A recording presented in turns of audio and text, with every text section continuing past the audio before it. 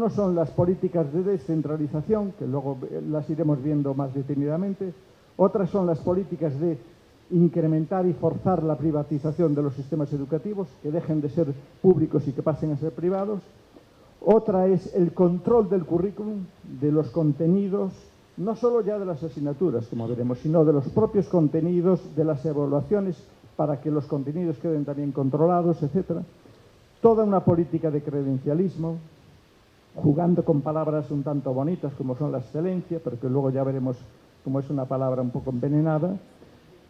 Y, por otro lado, también controlando a la sociedad toda una serie de líneas discursivas que hagan viable eso, que nos vayan conformando un sentido común que vea posible esos modelos políticos e ideológicos, ¿no? A base del individualismo, líneas de individualizar las cuestiones, psicologizarlas, naturalizarlas y cosas por el estilo. En cuanto a la descentralización, claro, esto es curioso porque España es un país autonómico que tiene autonomías y naciones que están vertebradas en un Estado que algunos pensamos que debería ser mucho más federal. Y bueno, en la medida que hubo una democratización, una vez que muere Franco, en el momento que acaba la dictadura franquista, se abre un momento de democratizar un poco aquella sociedad. Y una de las formas de democratizarla también era ser respetuoso y coherente con aquellas comunidades, aquellas zonas del territorio que tenían, además del español, otras lenguas que eran las típicas de allí, ¿no? Y otra cultura, otro modo de ser, ¿no? Eso fue haciendo que se diese una política el Estado fuera delegando algunas funciones. Y el Estado de autonomía significaba eso, que es decir, en ciertas comunidades hay una parte que le corresponde al Estado, pero hay otra parte que le corresponde a esa autonomía y que en esas autonomías deciden cómo quiere ser. Y una de las cosas que se transferían a esas autonomías era la educación. Ahora el discurso sigue aparentemente manteniéndose así, pero ya llevamos un tiempo en el que el Estado cada vez refuerza su control sobre todos los demás. Hay una recentralización cada vez mucho más fuerte, pero lo interesante de la estrategia esta de manipulación que están haciendo es que el Estado se esconde.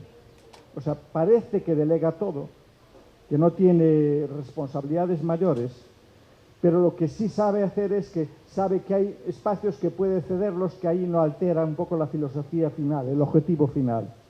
Entonces, lo que se producen son políticas de descentralización, pero con un control fortísimo del Estado, pero que la mayoría de la gente no lo ve, y de esa forma, en la medida en que la gente no lo ve y cree que la responsabilidad es o de los políticos locales o, lo que va a ser incluso más peligroso, de los propios profesores y profesoras, que dicen ellos son los culpables de todo lo que pasa, en esa medida el Estado oculta sus responsabilidades y no se sabe qué responsabilidad tiene el Estado en el fracaso o en el éxito escolar o en el abandono escolar de determinados colectivos sociales, etc.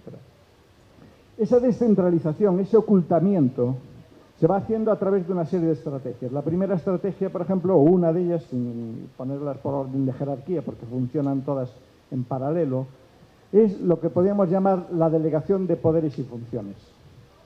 El Estado, de repente, cuando empieza la transición a la democracia desde la dictadura, recupera algunos discursos y, sobre todo, los conceptos políticamente más interesantes que había construido la izquierda, que era la autonomía.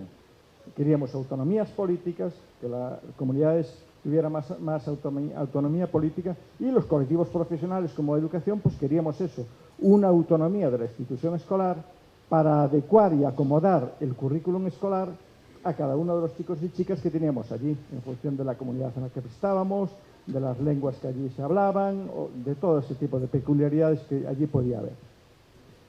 El Estado juega con eso, pero al principio de una forma mucho más, se puede decir, respetuosa.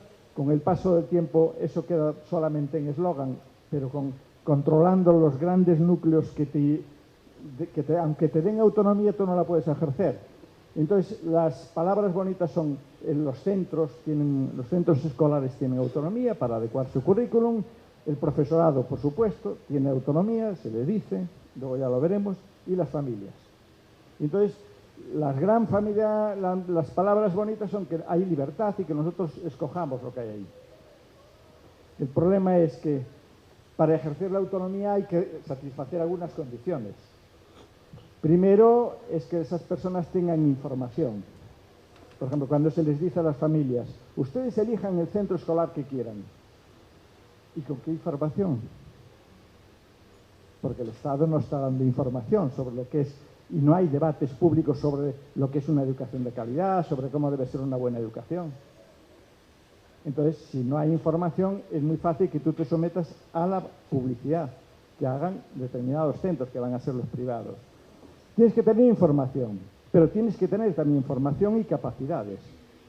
Hay familias que, aunque se les dé incluso una información, pues a lo mejor no tienen capacidades para entender bien esa información y tomar decisiones. Es decir, de hecho, cuando el Estado dijo la escolarización tiene que ser obligatoria, por ejemplo, hasta los 16 años, uno de los problemas que tenía era que, porque estaba marcado, o sea, que tuvo que hacer es marcarlo como exigencia legal, porque de lo contrario había muchas familias que decían, ¿y por qué mi hijo tiene que ir tantos años a la escuela?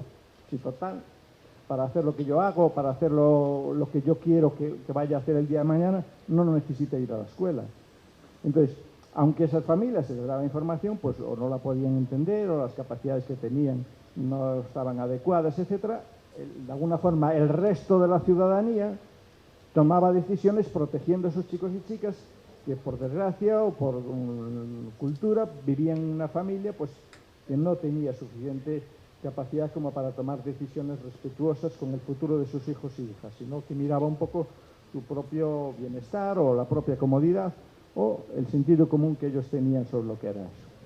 Se necesitan recursos, es decir, un centro para tener autonomía tiene que tener recursos para tener libros, material informático, bueno, otros recursos para poder hacer cosas, ¿no? Si tú no tienes, a ver cómo vas a hacer, cómo vas a trabajar. Y condiciones laborales. Ese profesorado, sobre todo, necesita unas condiciones laborales que le permitan trabajar en equipo con otras personas, actualizarse, planificar, coordinar y todo ese tipo de tareas, etcétera. Lógicamente, ahí es donde va a haber los problemas. Profesorado, familias, etcétera, aunque les dicen que van a tener libertad, luego esa tal libertad no va a ser real. Otra estrategia que tienen es la desregulación. En esa delegación de funciones, el Estado se oculta.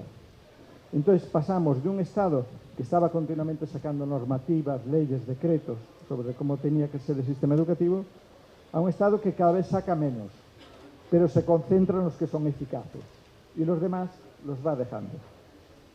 O sea, da la sensación de que uno mira y dice, es que ahora publican menos cosas, ya, pero en las importantes las controlan ellos y las recentralizan todavía más.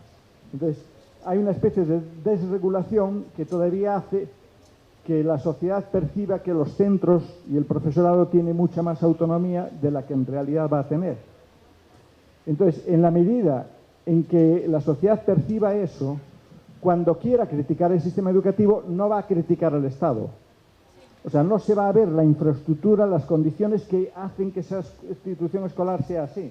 Y de alguna forma va a tener esos determinados resultados. Sino que en ese momento aparece como único culpable ese profesor o esa profesora a la que se le dice, no, usted es la responsable exclusiva de que a mi hijo o a mi hija le pase algo, ¿no? Cualquier cosa. Otra estrategia es la despenalización. Esto se hizo para los colegios privados y sobre todo para los colegios concertados. Los colegios concertados, pues si ustedes no lo saben, son como los colegios privados, solo que el Estado le paga por los estudiantes que hay ahí, ¿no? Y les pone una serie de condiciones que luego nunca van a cumplir. Y es que no pueden seleccionar el alumnado, porque luego ya veremos que ellos querrán seleccionar estudiantes que les garanticen una buena imagen. Y por lo tanto van a decir, estos estudiantes con discapacidades o de etnia gitana o pobres, en una palabra, mejor que vayan a la pública, ¿no?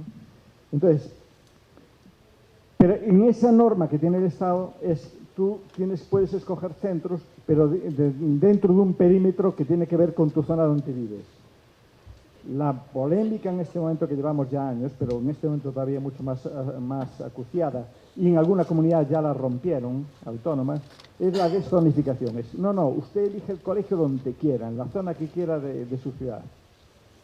¿No? Con lo cual, así, la política de control de qué estudiante me dejo entrar, porque luego ya veremos, no hay tal libertad de estudiantes, es la libertad de los centros para elegir los estudiantes. Y la otra es la colegialidad competitiva, es decir, ponemos a competir, como hay que convertir esto en un mercado, pues vamos a través de toda una serie de estrategias, de indicadores, de test, etcétera, de evaluaciones y mediciones, a competir. Delegamos, en teoría todo, en la práctica nada de lo importante, desregulamos, deszonificamos y ponemos a los centros a competir. La segunda línea es la privatización. Y esta es la más fuerte, porque en Europa hay una tradición de educación pública. Es decir, la educación privada, prácticamente en Europa, estaba o en la enseñanza universitaria, y en mi país incluso ahí tampoco. Pero en los demás estaba o lo que sería bachillerato o universidad, pero no en la educación primaria y en la educación secundaria obligatoria, prácticamente no. Nosotros en este momento ya las políticas estas van tan avanzadas que somos el segundo país de Europa, o el tercero, porque hay alguno ahí, pero ya lo veremos un poco más adelante en otro cuadro, que más enseñanza privada y concertada está teniendo. Entonces, esta privatización, para llevarla a cabo, hay que convencer también a esa ciudadanía. ¿Y cómo lo vamos a hacer? Pues atacando a esa enseñanza pública. Entonces, los ataques a esa enseñanza pública están siendo brutales. Y tienen también una serie de estrategias. Una, manipulando las estadísticas, ¿no? Porque la estadística es eso, es la ciencia del Estado, estatística. Entonces yo, Estado, decido qué variables y por lo tanto visibilizo una realidad. Luego venimos los críticos y dicen, oiga, pero se olvida estas otras variables. Pero ya somos los críticos. Entonces, primero manipulando esas estadísticas. ¿Y cómo se manipula? Pues anunciando que que los niveles educativos vienen cayendo mucho. Eso ya los americanos, cuando fue aquella la guerra del Sputnik, ya lo habían inventado también eso, ¿no? Y que cada vez los jóvenes saben menos. No hay ningún dato empírico, ninguno. Pero la percepción y el discurso público es eso, e incluso convencieron ya a la ciudadanía. Porque hasta incluso los adultos evaluamos a nuestros hijos e hijas si saben algo midiendo por lo que nosotros sabemos. Pues yo decido, como yo sé esto, le pregunto a mi hija, ¿tú sabes esto? Y me dice, no. Digo, ¿ves? Ya no sabéis nada, vuestra generación. Lo que no hace es preguntarme ya a mí lo que ella sabe. No sé qué diga, es que vosotros, vuestra generación, ¿en qué siglo vive? Entonces, con esa idea, la mentalidad es cuidado que el país está en peligro. Es así. Pero claro, los datos no son así. Porque nos están diciendo, fíjate, España está con una crisis terrible en este momento, terrible. Robaron todo lo que quisieron los bancos y todo eso. Bueno, pues hoy el fruto es todo eso. Pero se nos dice que, claro, que el sistema educativo hay que modificarlo porque no está preparando a la gente. Claro, las estadísticas de la OCDE, que no es un organismo sospechoso de izquierdista, nos colocan que somos el país de la OCDE que tiene personas con más sobrecualificación, menores de 30 años que están trabajando. Es decir, la mayoría de la población menor de 30 años que está trabajando en España cursó más estudios que los que necesita para el puesto de trabajo que hay.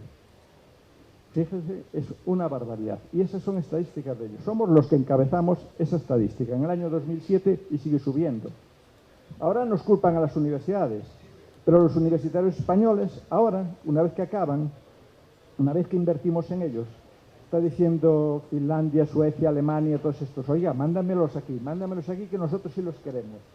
Pero a la población española le están diciendo que la universidad es un fracaso, que no está formando bien a la gente. Digo, oiga, si no estuviera formando bien a la gente, ningún país los querría. Y nuestro país se está desangrando porque la gente con mayor formación se la están llevando los países más ricos del mundo, precisamente. Otra estrategia es, manipulamos estadísticas diciendo que los niveles caen, que la educación es muy mala y, por supuesto, ¿a quién vamos a criticar? Al profesorado. Y claro, vamos a decir, no, el profesorado que es funcionario, un funcionario del Estado. Y si critica eso y dice, ves, como estos tienen el trabajo fijo, pues hacen lo que les da la gana y no cumplen. Y te dicen, el mensaje de el contradiscurso oculto es, la enseñanza privada es muy buena, ese profesorado trabaja más. Claro, y se olvidan una cosa, una ley elemental, quien paga manda. Y el Estado, precisamente, se convirtió y aseguró el puesto de trabajo de sus trabajadores y trabajadoras, fue primero por un concurso público, demostrando la capacidad y la valía, y que todos podían acceder a ese puesto, y seleccionando, por tanto, los mejores. Y segundo, les garantizó ese puesto de trabajo, porque ese cuerpo está vinculado a una cosa básica, que es la libertad de pensamiento. Y es que esas personas no perderían su puesto de trabajo si hay un cambio del color político en el gobierno. Entonces, claro, porque si no, de lo contrario, significa que ahora gobierna el Partido Popular, pues todos los de socialistas, comunistas y tal, fuera. Que el próximo gobierno es del Partido Socialista, pues echa a todos los que entraron ahora que eran del Partido Popular. Claro, eso no puede ser. Y el cuerpo de funcionarios era un poco un cuerpo que estaba en ese sentido, lo único que tendría que hacer es rendir cuentas de lo que hace y por qué lo hace. Que era una cosa que tampoco se le exigió, porque de esa forma lo podemos demonizar mejor, porque no aparecen las condiciones que explican también su trabajo, ¿no? Entonces ese desprestigio de los cuerpos de funcionarios es increíble, porque equivale, como fruto de esas políticas de delegación, a responsabilizar exclusivamente al profesorado de lo que le pasa a su alumnado. El resto de las condiciones estructurales van desapareciendo. Nadie evalúa en qué barrio está o en qué parte de la ciudad está ubicado ese centro, qué características tienen las familias de esas chicas y chicos, qué recursos culturales hay en el entorno. Nada de eso se tiene en cuenta, todo eso. Y entonces se dice, no, es que el profesorado público, de la enseñanza pública, es un funcionario que es perezoso y que no hay forma de que se comprometa a eso. Y vinculado a eso, como hay que demonizar todo eso, ¿a quién más vamos a atacar? A los sindicatos. Y los sindicatos ya son presentados como el demonio, como los que legitiman toda la pereza de ese profesorado público, que les permiten hacer eso, porque claro, como montan unas manifestaciones increíbles. La política de los últimos años es desmontar todos los sindicatos. La última ley laboral que hicieron, pues es una ley que les da todo el poder a los empresarios para despedir a los trabajadores y trabajadoras, con lo cual los que quedan trabajando hasta le tienen miedo a los sindicatos, porque si el empresario ve que hay un sindicato que le va a proteger, etcétera, dice, a ti también te despido. Entonces, hay una especie ya de terror y de miedo se generó entre los trabajadores y trabajadoras a participar, por ejemplo, en las huelgas. Cada vez que hay una huelga, hay muchos trabajadores y trabajadoras que dirían, yo lo haría, pero es que a mí me despiden el próximo día si participo en esta fecha, ¿no? Entonces, criticamos a los sindicatos y les hacemos ver a la sociedad que los sindicatos, primero, tienen muchos liberados que lo único que hacen es vivir del cuento y vivir fenomenalmente, pero que no se implican en las funciones que les corresponden a los liberados sindicales, que lo único que están haciendo es luchando egoístamente por los intereses de ese colectivo y que todo lo demás no les interesa y que, por supuesto, que si el profesorado quiere hacer el vago, pues que lo siga haciendo, que ellos van a defenderlos, etcétera. Entonces, ante eso incluso, pues hay un sector de la sociedad, que sobre todo hay unas capas medias profesionales que están luchando a ver a qué bando van, ¿no? Ideológico, y les cala muy fuerte ese tipo de discurso, etcétera. Claro, si demonizamos los sindicatos y en general demonizamos todas las organizaciones sociales y políticas que tenemos y los movimientos sociales, ¿con qué nos vamos a defender? ¿Con qué nos vamos a organizar? Pues con la célula que les encanta a los conservadores, la familia. Entonces la familia queda como el único espacio que te va a proteger. Todos los demás son sospechosos de intereses de lo más perversos, de manipulaciones, de toda clase de perversidades, etc. La familia se coloca como la única célula social y caemos en una especie de parentocracia. Frente al discurso de la igualdad de oportunidades, es la parentocracia lo que va a funcionar. Claro, y la familia es la institución más egoísta que existe. Es decir, cualquiera de ustedes, me imagino que como yo, cuando tomamos decisiones que afectan a nuestra familia, pues solemos ser bastante egoístas, ¿no? Y digamos, hombre, cuando tomamos decisiones como miembros de un movimiento social, de un sindicato, de un partido político, somos extremadamente más generosos, porque vemos a los demás como iguales a nosotros. Y por lo tanto, que hay que defenderles y ayudarles, que tienen el mismo derecho. Entonces, el promover el discurso de la familia significa promover el discurso del egoísmo. A mí solo me preocupan mi familia y por lo tanto el resto, allá ellos que se resuelvan sus propios problemas, ¿no? Es un discurso totalmente perverso, pero que está, bueno, en auge muy fuerte en eso. Otra estrategia, es decir, imaginen cómo vamos demonizando todo lo público, es las críticas al profesorado, incluso a las instituciones que forman a ese profesorado. Bueno, hay ya instituciones, incluso algún sindicato muy conservador de profesores de la enseñanza, que dicen, lo primero que tienen que desaparecer son las facultades de educación. Así. Y están obsesionados con ese tipo de cuestiones.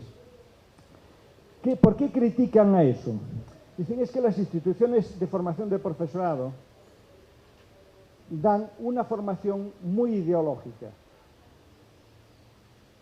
y dan una formación muy poco práctica y muy teórica. Claro, uno dice, o sea que las teorías no sirven para nada. Y curiosamente es un colectivo que arrastra una formación muy específica que se atreve. Hay algunos profesores y profesoras que dicen que las teorías, cuando quieren criticar algo, dicen es que eso es teórico. Claro, como digo yo, cualquier otra rama del conocimiento dirá, es que esta teoría en la que se apoya no es adecuada o es incorrecta, pero tendrá que haber alguna. ¿No? Entonces, se busca todo ese tipo de cuestiones y aparecen toda una red de instituciones privadas que empiezan a analizar el sistema educativo y empiezan a jugar, pues claro, si vamos a mercantilizar esto, el sistema educativo pasa a ser una empresa. Entonces dicen, pues copiemos. ¿Por qué una empresa o un gran shopping de esos funciona bien y, por lo tanto, la institución escolar tendría que ser lo mismo? Porque en vez de fabricar tornillos, fabrica seres educados y educadas. Entonces buscan un poco el mismo paralelismo. Y hay toda una red de fundaciones que están especializadas sobre todo en la dirección y en la gestión de eso, que son cuerpos de economistas fundamentalmente que tienen una formación, lo que se llaman los modelos MBA, ¿no? El Master Business. Y que critican todo eso.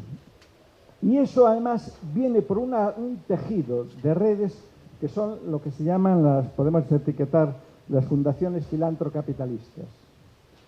La Fundación Bill Gates, le sonará y cosas de esas. Bueno, pues hay una institución que está especialmente comprometida con todo esto. Y que los Estados Unidos, que ya llevan más años de juego, están viendo como muchas facultades de educación se están cerrando porque estas fundaciones están haciendo su labor, entre comillas. La red que une todas estas redes es Teach for All, y esa Teach for All va creando sus redes en casi todos los países. Yo puse un poco los que tienen que ver con nuestro entorno. La fundamental así de ellos es Teach for America, que es un poco la motor ideológica de todos, y todas las demás van copiando eso. En España tenemos una que se llama Empieza por Educar, que está en Madrid y que es la fundación de los grandes banqueros del Banco Santander. La hija del Banco Santander es la presidenta de eso, pero ahí están todas las grandes corporaciones, etcétera. Estuve mirando para ver si había algo de Venezuela, me imaginaba que no, pues no había. Pero fíjate, tienen Enseña por Colombia, Enseña por México, Enseña por Argentina, Enseña Perú, etc. Estas instituciones quieren formar otro tipo de profesorado y utilizan el lenguaje ese bonito de lo que se llama el liderazgo. Entonces dice, es que las escuelas funcionan mal porque están mal dirigidas y administradas. Esa es la crítica y por eso el Estado ahora les hace caso y dice, pues vamos a nombrar un director o una directora de institución escolar con una formación específica y vamos a controlar nosotros quién va a salir elegido. porque, dicen, si se encuentra elegido por el resto del profesorado, va a estar dirigido a protegerle las espaldas al resto del profesorado. Es decir, va a ser un cuerpo donde se unen todos los vagos y perezosos para autoprotegerse, ¿no? Cosa que nunca fue así, pero se vende esa imagen, etc. Y si una buena escuela se dirige por una buena dirección, y una buena dirección va de arriba a abajo. Claro, en una empresa de fabricación de automóviles me imagino que funciona así. Las instituciones escolares, nosotros decíamos, somos más colegiales y debatimos entre todos y planificamos entre todos, porque todas y todas tenemos interés en que esa institución funcione bien. Los éxitos y fracasos de una empresa, dice, hay que visibilizarlos. Y si se dan cuenta, por eso estamos en una especie de cultura de las auditorías. Pasan todo el santo día evaluando. La idea es hacer públicas esas evaluaciones y que se vea claro que lo privado funciona mejor. Aunque luego eso se haga manipulando esas estadísticas, como también se puede ver bien todo eso, etc. Y los problemas de los estudiantes con fracaso, dice, son debidos a los malos métodos y a la mala gestión que hay. Entonces, la palabra que les encanta es, los profesores tienen que ser líderes en sus aulas. Pero es el líder de la empresa, no es el líder de eso. Yo les llamaría la atención sobre 3 características que a mí me parece, a nosotros nos interesan más para distinguir una institución privada de una institución pública. En una institución privada, los directivos y trabajadores y trabajadoras de esa empresa buscan los máximos beneficios, pero para sus propietarios y accionistas. En una empresa pública, el profesorado, por ejemplo, del sector público, busca los máximos beneficios, pero para el alumnado y para las familias y para esa comunidad, ¿no? Y por eso dicen, es que gastan mucho. Digo, claro, porque lo que les interesa son los beneficios de eso. No tengo que ahorrar para que el Estado se me haga rico. Si yo sé que con esa inversión favorezco que esta niña o este niño de este colectivo social reciba una mejor educación.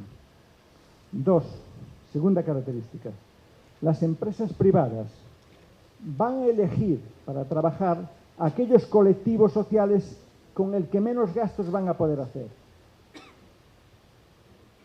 Y por lo tanto, es un poco lo que tiene que ver con lo que les decía de las políticas que tienen las familias cuando dicen quiero elegir centro. Y van determinadas familias para elegir tal centro y el centro les dice sí, pero usted no. Es decir, o un hospital. Un hospital privado, lo que no va a coger los casos más complicados y más costosos. Intentará coger los catarros y constipados y cosas de ese tipo. Así, pues, tiene éxito, se visibiliza el buen éxito, mientras que el otro dice, es que hay no sé cuántos muertos. Digo, claro, es que ya me llegaron, prácticamente así. Los colegios públicos van a atender a todos. Y en la medida que tengamos una conciencia más social, nos preocuparán incluso esos que son más difíciles.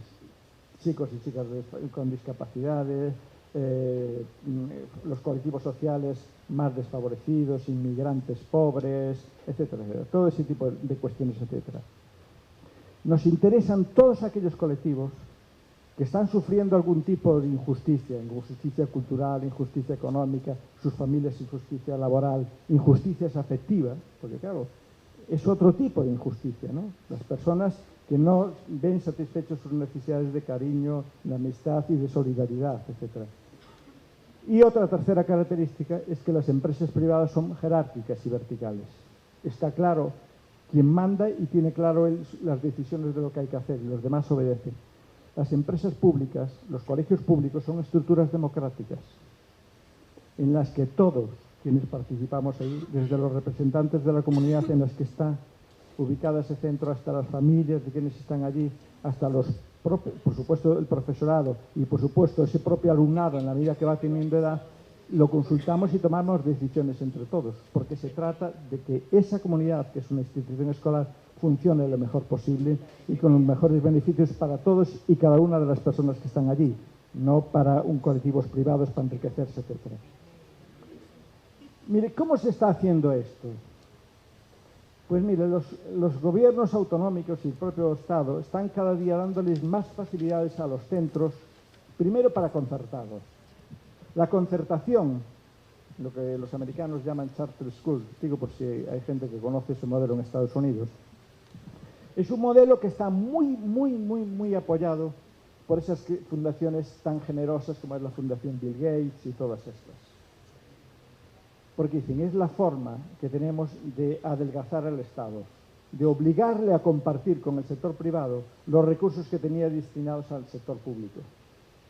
Entonces, lo que van a intentar es cada vez que existan más colegios concertados y que en la medida que les van a permitir seleccionar el alumnado, se va a visibilizar que tienen aparentemente más éxito, cosa que no es así, pues fíjense cómo puede crecer eso. Les dan toda clase de apoyos hasta para construir los edificios. En la Comunidad de Madrid, que es un poco el laboratorio más experimental que tiene España, porque es donde está el Partido Popular más duro y más ultraconservador, más neoliberal, pues les regalan prácticamente los terrenos, les construyen los edificios y luego les van a pagar el profesorado, con lo cual es un negocio muy grande. Y además es un negocio que cada vez incluso algunos de los sectores que hoy lo están practicando empiezan a tener miedo, porque hasta ahora eran fundamentalmente órdenes religiosas, que lógicamente tienen muchos intereses, no tanto económicos como intereses simbólicos, ¿no? Hay dos cosas.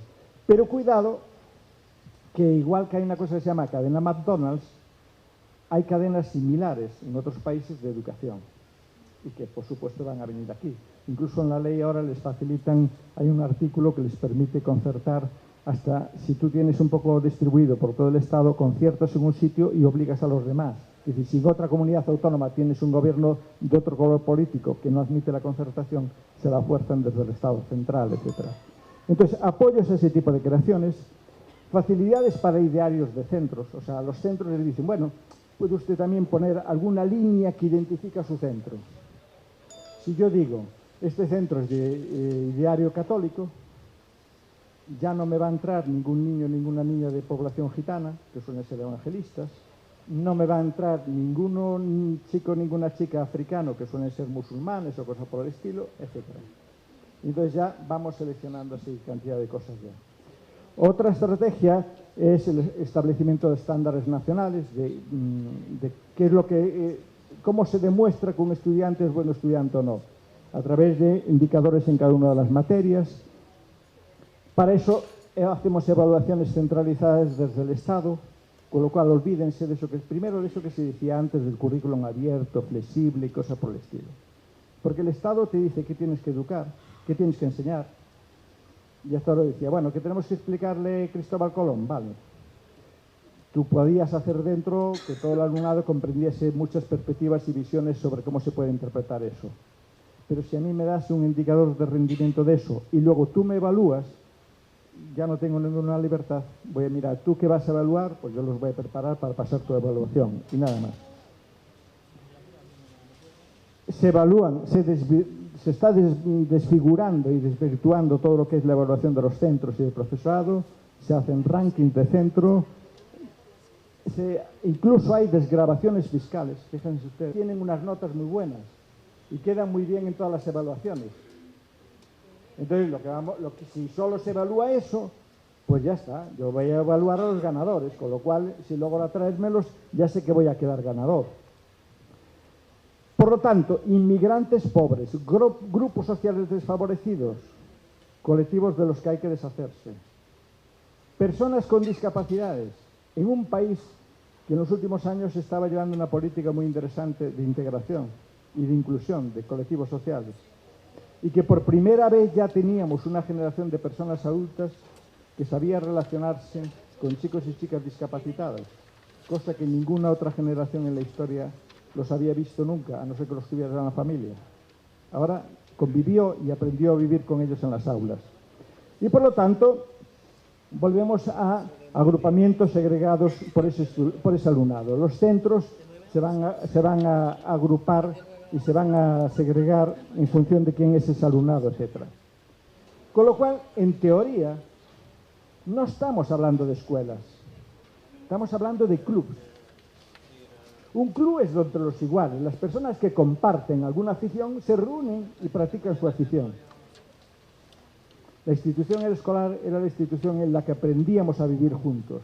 Y por eso se decía, en esa aula tienen que estar juntos chicos y chicas independientemente de su clase social, de sus capacidades, de su sexo, de sus sexualidades, de sus creencias, de todo. Pero ahí así aprendemos a convivir lo que es una sociedad democrática. Personas que con esas diferencias tenemos que aprender a vivir juntos. En un club, cada grupo se educa por separado. Y si se educa por separado, estamos promoviendo la exclusión. Y todas aquellas personas que no sean las de mi club, yo trataré de evitarlas. Algunos hasta se distinguen así, hasta por los uniformes, ¿no? Si un colegio de élite tiene un uniforme, cuando vas por la calle no sabes quién es el otro, un poco la idea esa que dice Bauman, ¿no? La ciudad es un lugar repleto de desconocidos sospechando unos de otros y viendo, a ver, ¿qué esta persona me puedo fiar de ella porque hay algo que le hace que es igual a mí? Entonces, si yo tengo un uniforme, pues yo ya sé que la persona que va al lado, aunque no la conozca, yo me puedo fiar porque es de mi club, por así decirlo. Claro, nosotros ya vamos caminando, ya está muy consolidado un sistema dual. Tenemos por un lado los centros públicos, en los que está mayoritariamente escolarizada la población, las clases sociales más populares, inmigrantes y personas pobres, en una palabra, y personas discapacitadas. Y por otro lado está la red de los colegios concertados y privados, que es para las familias ricas. Bueno, siempre hay algún concertado de la Iglesia, pero es uno o dos en cada sitio, que atienda a grupos sociales más desfavorecidos, porque aquello de que la Iglesia también se especializa en a ver a qué grupos atiende. Pero esos grupos desfavorecidos también se educan solos entre sí, porque no es un colegio en que existan familias de la burguesía, familias de clase media y familias pobres. No, si son de pobres, ahí van solo los pobres, ¿no? Es una especie todavía de cierta filosofía de la caridad, etc. Incluso dentro de los privados y concertados se están estableciendo rankings que son cada vez más segregadores. El Estado les dice, hagan ustedes centro con algún tipo de especialidades. Y entonces dicen, pues podemos hacer colegios bilingües. En los colegios bilingües normalmente cogen a los estudiantes con los mejores expedientes académicos. Con lo cual, ese centro pues, va a tener un buen resultado normalmente. O podemos hacer colegios de excelencia. Los mejores estudiantes que tienen determinadas notas pueden ir... Esto en una ley que había aprobado anteriormente el Partido Popular, pero que no entró en vigor porque al mes siguiente fue expulsado del poder por el Partido Socialista. Era una ley en la que creaban colegios para superdotados. Ahora les llaman colegios de excelencia, porque eso de los superdotados les parece que es un poco fuerte hablar así todo eso. Y luego tenemos incluso otra tercera red que está creciendo, que es el movimiento de la desescolarización. Son ya los chicos y chicas que ya no van a las instituciones escolares porque tienen algún tipo de familia o de red en la familia en las que les proporcionan esa educación. Y en España ya cada vez empieza a haber muchos más movimientos. Todavía no vamos en los números de un país como puede ser Estados Unidos, que debe andar como 2,5 millones ya de chicos y chicas en estas redes desescolarizadas, pero nosotros ya tenemos redes como Asociación para la Libre Educación, Crecer Sin Escuelas, etcétera, que tienen redes por internet donde se manejan eso. Y eso están extendiéndose por todo el mundo. Además, esta es una red que empezó muy bien, empezó convenciendo a las familias, muy bien entre comillas, diciéndoles, oiga, ¿quiere usted que su hija entre en contacto con el mundo de la droga? O que la puedan violar, o que no sé qué. No se le ocurra mandarla a una escuela pública. Dice, ¿puede usted educarla en casa? Que usted ya tiene un nivel cultural como para hacerlo. Y nosotros le vamos a proporcionar ayuda. Empezó así, luego metieron las cosas de la religión y ahora ya las hay hasta por la extrema izquierda en teoría. Hay una red que es hasta anarquista, que no cree en las instituciones escolares, etc. Claro, el problema es que en todo este crecimiento, en España, también fue un país hasta ahora, que era receptor de inmigración. Con lo cual, en nuestros centros escolares hay muchísimos estudiantes pues que desconocemos hasta la lengua que hablan. Imagínense qué cantidad de idiomas hay muchas veces que nunca escuchaste en la vida que había tal idioma, ¿no? Etcétera. Entonces, claro, eso requiere un sistema educativo muy preparado y con muchos recursos para atender un aula donde tú tienes 25 estudiantes y a lo mejor tienes 10 naciones diferentes, perdón, 15 naciones diferentes o 20 y 12 lenguas diferentes que habla tu alumnado allí. Y eso es en realidad, y hay bastantes, que no es tampoco una broma eso. Y todos estos estudiantes, curiosamente, ¿dónde se concentran? En los colegios públicos. En los concertados tienen un 30%. Y a mí, yo llevé años que no entendía bien esta cifra, porque por mucho que yo miraba los centros, no los encontraba. Hasta que me di cuenta que los hijos de los alemanes, de los suecos, de los finlandeses son extranjeros. Yo la palabra extranjero lo tenía pensado más bien para los colectivos inmigrantes, ¿no? Entonces los inmigrantes son los pobres y los extranjeros son los ricos. Pero el ministerio los mezcla a todos y parece que el sistema, que es muy discriminador, porque ya digo, está más del 70% en la escuela pública, pero si miramos de qué países son, entonces estamos prácticamente en el 100%. Así. Por comunidades igual, claro, en comunidades de España dicen, tiene un 30% de colegios concertados y un 70% de colegios públicos. Ya, pero es que España es pequeña comparada con otros países, pero es muy desigual. Y hay comunidades que son muy ricas y comunidades que son muy pobres. En las comunidades ricas están al 50%. Tiene un 50% de escuela concertada y privada y un 50% de escuela pública. En las comunidades más pobres, pues hay pues, a lo mejor, comunidades en las que el 84% del estudiante está en la red pública. Pero claro, es Melilla, es Ceuta, son esos sitios así. Y Castilla-La Mancha, o sea, las comunidades más pobres, etc. Fíjense, este es un porcentaje, aunque no lo ven muy fácilmente desde ahí, me imagino, pero no importa. Estos son un poco los países de la OCDE, fundamentalmente europeos. La media de la OCDE está aquí, que es como un 13% más o menos de colegios concertados. Países como Finlandia tienen un 3%. Y nosotros estamos aquí. ¿Dónde está? Aquí. Muy por encima de esa media, como pueden ver ahí, de la OCDE. O sea, es una auténtica locura en eso. Todos los países que nuestro país nos pone como modelo de PISA, de Finlandia, Dinamarca, todo eso, no tienen esas redes concertadas y privadas en esa proporción, ni mucho menos, y mucho menos Finlandia, por ejemplo. Pero es que nosotros tenemos otra población, que es la población gitana. Miren, en este momento se está elaborando una nueva ley de educación. Todavía me falta la primera vez que en algún documento del ministerio o el lenguaje del ministro pronuncie la palabra gitano. Y es un colectivo que vivió siempre con nosotros, que es español, no es ese, y que concentra un fracaso escolar muy grande, muchas dificultades, porque es el colectivo más pobre, no se creen que es otra cosa, son muy pobres, ¿no? Entonces es lo que pasa ahí. Pues nadie se está preocupando de eso. Y hay una comisión en la Unión Europea, que es la ECRI, que mide los niveles de discriminación con muchos colectivos. En concreto, en el año 2011, le llamaron la atención a España, porque decía que España tenía colegios gueto, es decir, colegios donde estaba concentrada más o menos todo este tipo de poblaciones.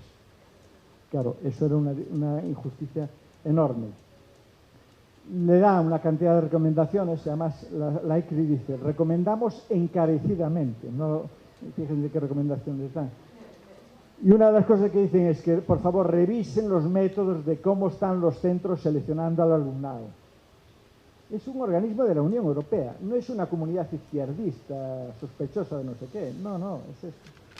Y luego tienen otra recomendación que es increíble y que algunos llevamos tiempo reivindicando en España, que en las instituciones de formación del profesorado, todo el profesorado, conozca los logros y los éxitos positivos, las aportaciones positivas de la comunidad gitana a la población, a la cultura española. Cero. No conozco ni una sola universidad en la que este tipo de cuestiones se planteen. ¿Ustedes se imaginan que tú tengas en tus aulas unos estudiantes que nunca estudiaste nada sobre ellos? Bueno, pero que no falte un día un lápiz, que ya verás cómo te enteras que hay uno que es gitano, porque va a ser tu primera sospecha, por desgracia, del racismo que hay, etc. Este era un chiste que hacía Francesco Tonucci. Decía, la escuela como era a finales de los 60, que al final estaban los pobres, y cómo era ahora 40 años después, en el año 2007. Es más o menos lo mismo, solo que al final ahora quien está es un negro, pero es igual, un gitano, cosas por el estilo. Estamos hablando esas dos medidas de descentralización y privatización. La tercera línea es el control y la reorientación del currículum. Esa es una de las luchas más fuertes que ahora están teniendo y que están moviendo, por desgracia, con bastante éxito. ¿En qué consiste? Pues mire, solo tenemos que hacer públicos los vigilantes que tiene el sistema educativo. Y los vigilantes primero es la OCDE. La OCDE es el Ministerio de Educación del planeta Tierra. Olvídense. Solo tienen que sacar a la luz cualquier documento y al día siguiente están todos los países patas arriba discutiendo qué es lo que dice PISA y, por supuesto, dándole la razón. Ustedes todavía se van salvando de eso, pero el día que les llegue, esperemos que no sea así, porque entonces es que este país ya va por un mal camino, se encontrarán. No, al revés, son los más listos. Entonces son todo ese tipo de organizaciones que van a vigilar continuamente eso. Son la OCDE, esas fundaciones filantrocapitalistas, por supuesto las iglesias conservadoras y fundamentalistas y los partidos políticos conservadores. Es decir, porque ese discurso es clave, controlar el currículum es clave, porque es el currículum lo que nos va a permitir construir otra subjetividad diferente. Es que nosotros veamos lógico que no tiene que existir un estado de bienestar, sino que aquí todo el mundo compitamos y nos convirtamos en empresarios cada uno de sí mismo, que no exista ninguna red pública que se preocupe de las personas que tienen más problemas, sino al revés, educarlos para que eso se convierta en empresarios de sí mismos, pues hacer ese cambio, que es ese cambio de ese estado de bienestar a un estado neoliberal, donde ya no permite para nada ese estado de bienestar, requiere controlar mucho el currículum. Si ustedes vigilan, por ejemplo, el lenguaje, las palabras que se ponen de moda, les van dando cuenta cómo va habiendo un cambio de lenguaje. Todavía, aún queda cerca en el tiempo, el vocabulario que utilizábamos, que nos preocupaban palabras como la justicia, la responsabilidad, la capacidad crítica, la libertad, la tolerancia, la creatividad, la colaboración, etc.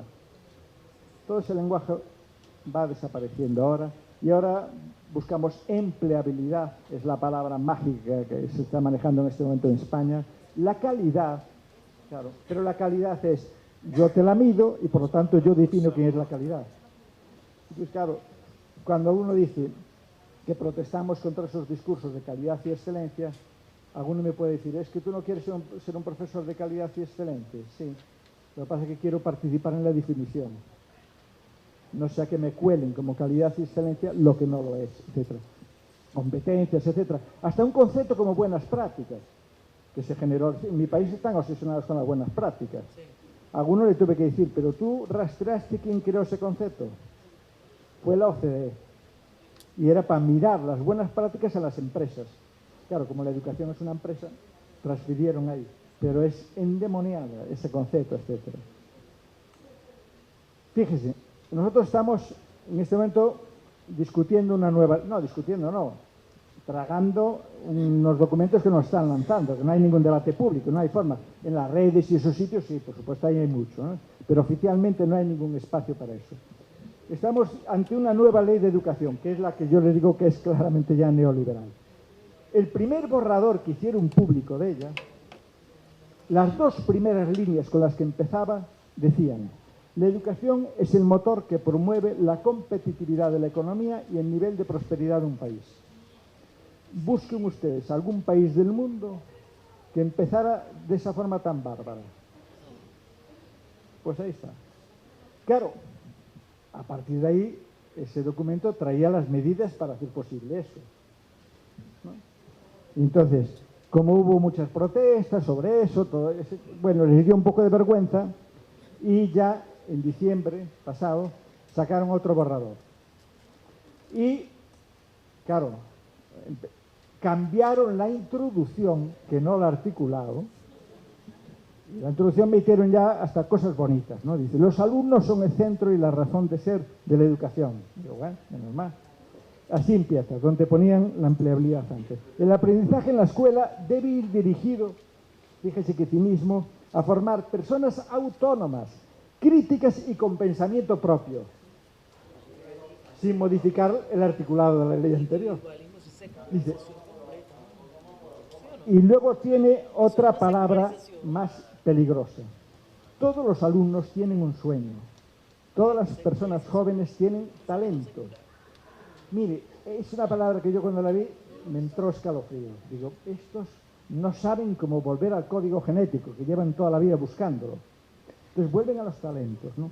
Claro, los talentos se desarrollan, se construyen, pero en el genoma, en la decodificación del genoma, nadie encontró ningún talento. Entonces, cuidado con ese tipo de cuestiones, porque en función de eso dicen, no, y además piensen, ese es el lenguaje de las clases más populares, lógicamente, porque tenía menos formación. Y era el que decían muchas personas jóvenes cuando estudiaban conmigo, me decían, claro, es que a mí no se me dan bien las matemáticas, yo no nací para las matemáticas. Y cuando mirábamos quién no había nacido para las matemáticas, ¿quién eran? Los más pobres que nacían para la formación profesional. Las clases medias más bajas que les salían todos capacitados para las letras, las humanidades. Y los ricos para las ciencias. Lo único que estaba pasando es que una familia más culta, que tiene más capital cultural, cuando detectaba el mínimo problema matemático, decía, ponemos una clase particular, tú tienes que aprender matemáticas, no estás incapacitado para eso, ¿no? En ese tipo de cuestiones. Entonces, cuidado con ese tipo de discurso, porque ahí fuera.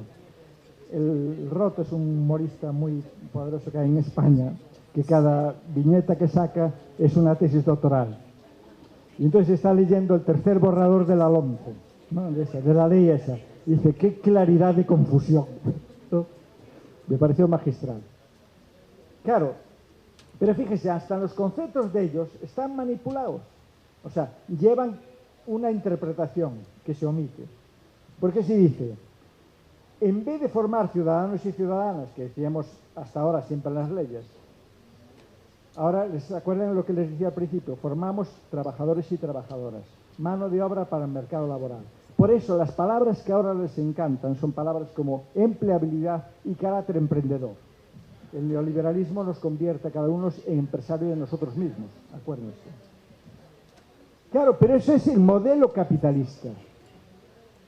Y por lo tanto, los contenidos, las asignaturas, los métodos, las formas de trabajar van en esa dirección. Claro, se les olvidó que hay también la necesidad, la forma de formar unas personas de ese tipo, pero para otro tipo de sociedad, por ejemplo, para una sociedad socialista. Y entonces buscaríamos que esas personas saliesen capacitadas para trabajar, pero con su mirada puesta en el servicio a la comunidad, no en enriquecerse egoístamente. En ser emprendedoras, pero ser emprendedoras para la comunidad, no para hacerme yo rico. Entonces, eso se les olvida. Y juegan con un lenguaje de que el lenguaje capitalista es lo único que existe y por lo tanto las palabras van todas en esa dirección y no tienen otra posible dirección, etc. Claro, ¿cómo van a hacer eso?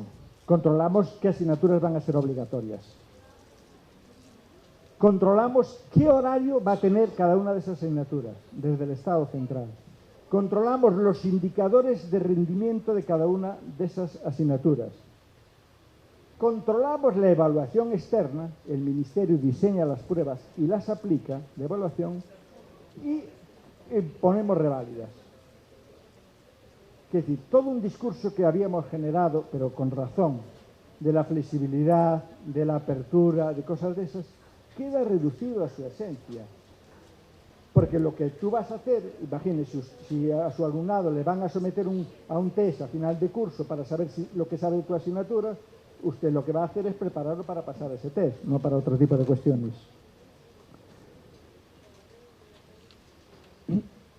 Pero además, fíjese, el sistema educativo tenía una asignatura, que no era nada más que eso, que se llamaba Educación para la Ciudadanía y los Derechos Humanos. Que cuando entramos en la democracia después de la dictadura, como habíamos salido de una dictadura, el propio sistema educativo dijo, hombre, hay que poner alguna asignatura que les enseñe a los estudiantes qué es la democracia. Y se puso una asignatura que se llamaba Educación para la Convivencia. Y luego, más adelante, fue desarrollándose en esto. Pues esa asignatura desaparece del currículum y la eliminan.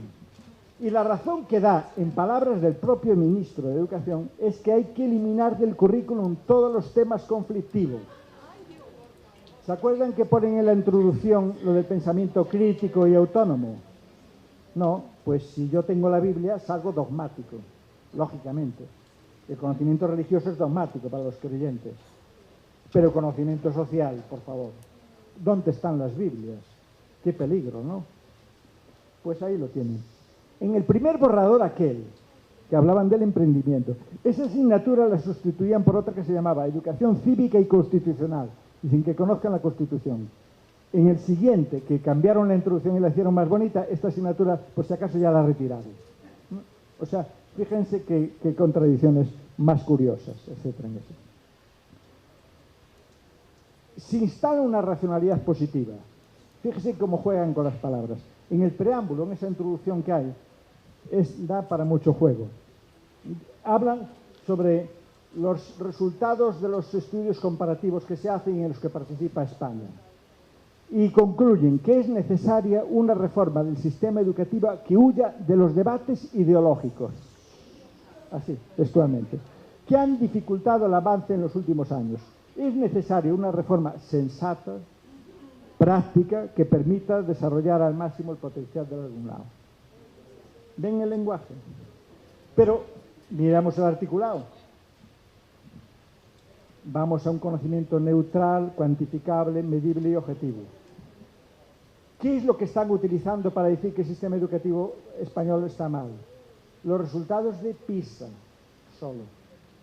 Interpretándoles como les da la gana. Porque claro, España es un estado autonómico. Y tenemos comunidades que salen en PISA muy bien, en la media superior europea. Y tenemos a las comunidades pobres que salen en la media inferior. Entonces la media nos deja ahí en el medio. Pero no está dentro de los sistemas educativos como mal, está ahí en el medio regular. Todo eso. Y si la fuéramos matizando más con otras cosas que ahora no tengo tiempo, pues les garantizo que todavía ese resultado no es como ellos pretenden interpretar así. ¿Qué dicen explícitamente? Hay que mejorar para que nuestro alumnado mejore en PISA. Por lo tanto, vamos a mejorar en matemáticas y ciencias experimentales. ¿Qué recortamos? Las ciencias sociales, las humanidades y las artes. Con lo cual, ¿me pueden decir cómo van a entender las nuevas generaciones cómo funciona el mundo, por qué, qué posibilidades tenemos de hacer otra cosa diferentes, qué pasó cuando hubo otra realidad diferente, etcétera? ¿Dónde van a aprender a plantearse y a reflexionar y a analizar cada una de las cosas que estudian con criterios como la justicia y la equidad? ¿En las matemáticas? También es posible, pero no la van a hacer, que ya se encargarán ellos de enseñarte otro tipo de operaciones matemáticas. Claro, queremos huir de los debates ideológicos, pero decimos, educación religiosa, religión obligatoria de oferta, y los estudiantes van a poder elegir entre religión o valores culturales y sociales si están en primaria, o valores éticos si están en la ESO. Van a elegir la mayoría religión. ¿Saben por qué? Porque se aprueba muy fácilmente. Ética la da uno de filosofía que les encanta suspender, porque exigen más. Bueno, exagerando así, matizando eso. Cuidado con ese tipo de cuestiones. ¿Y eso qué significa? Que nuestra ciudadanía van a tener unos guiados por valores religiosos y por una ética religiosa y otros por una ética laica. Caray, para el tipo de ciudadanía y de sociedad en la que vamos, etcétera. Pero cuidado, porque en la ley mismo dice, matizan esa religión, ¿quién la va a controlar? No la va a controlar para nada el Estado, la van a controlar las autoridades religiosas. Ellas imponen el currículum, los estándares, las competencias, los libros de texto, los materiales didácticos y el profesorado. Pero cuidado, es una religión. Cuando hablamos en España de religión, estamos hablando de una religión tal como la interpreta la cúpula del Vaticano y la Conferencia Episcopal Española ultra conservadora. Y que promueve unos valores que le encantan a los conservadores. Porque esa religión que ellos enseñan es la que te va a enseñar a ser obediente, como sumisión. Sacrificado, ante las situaciones de trabajo alienado, que te va a obligar a que reflexiones sobre caridad y no te plantees nunca las cuestiones de justicia. Aunque de vez en cuando utilizan a la justicia social, también es muy fácil vaciar a las palabras de significado, pero no con el significado que nosotros le daríamos. El esfuerzo ante la explotación, la paciencia ante las injusticias, el sufrimiento ante la sinrazón y ante toda clase de abusos. ¿Ustedes se imaginan que la religión en España, en vez de estar controlada por la Conferencia Episcopal, estuviera controlada por una conferencia episcopal, por ejemplo, pero que fuera coherente con una teología de la liberación? Les garantizo que escaparían de la religión. España sería ateo para los conservadores. Porque, claro, esa teología de la liberación les preocuparía la justicia social, la justicia económica, la justicia laboral, la justicia afectiva, la justicia educativa, etc. El compromiso con los pueblos y las personas más oprimidos, la cooperación, etc. Esos no son los objetivos de la religión de mi país en ese momento. Claro, si vamos a esa mercantilización y ese clima neoliberal, ese sentido neoliberal, y con esa selección de sus contenidos, cambia el clima de las aulas. Entonces, si yo trabajo con contenido social, con proyectos curriculares más interdisciplinares, la interdisciplinaridad la odian, porque permite cruzar conocimientos y pueden salir cruces peligrosos. Claro, yo necesito que mi aula sea democrática, establecer el diálogo, la motivación, la solidaridad, la cooperación, etc. Ellos lo que necesitan es, como las empresas y los cuarteles, la disciplina, obediencia, esfuerzo, orden y respeto jerárquico. Esos valores de esa religión que nos pretenden dar, etc. Es una ley que lo único que le está preocupando es saber cómo mejoramos en PISA y, por lo tanto, eso es lo que va a importar. Pero no se abre el más mínimo debate sobre, mire, en el año 2013,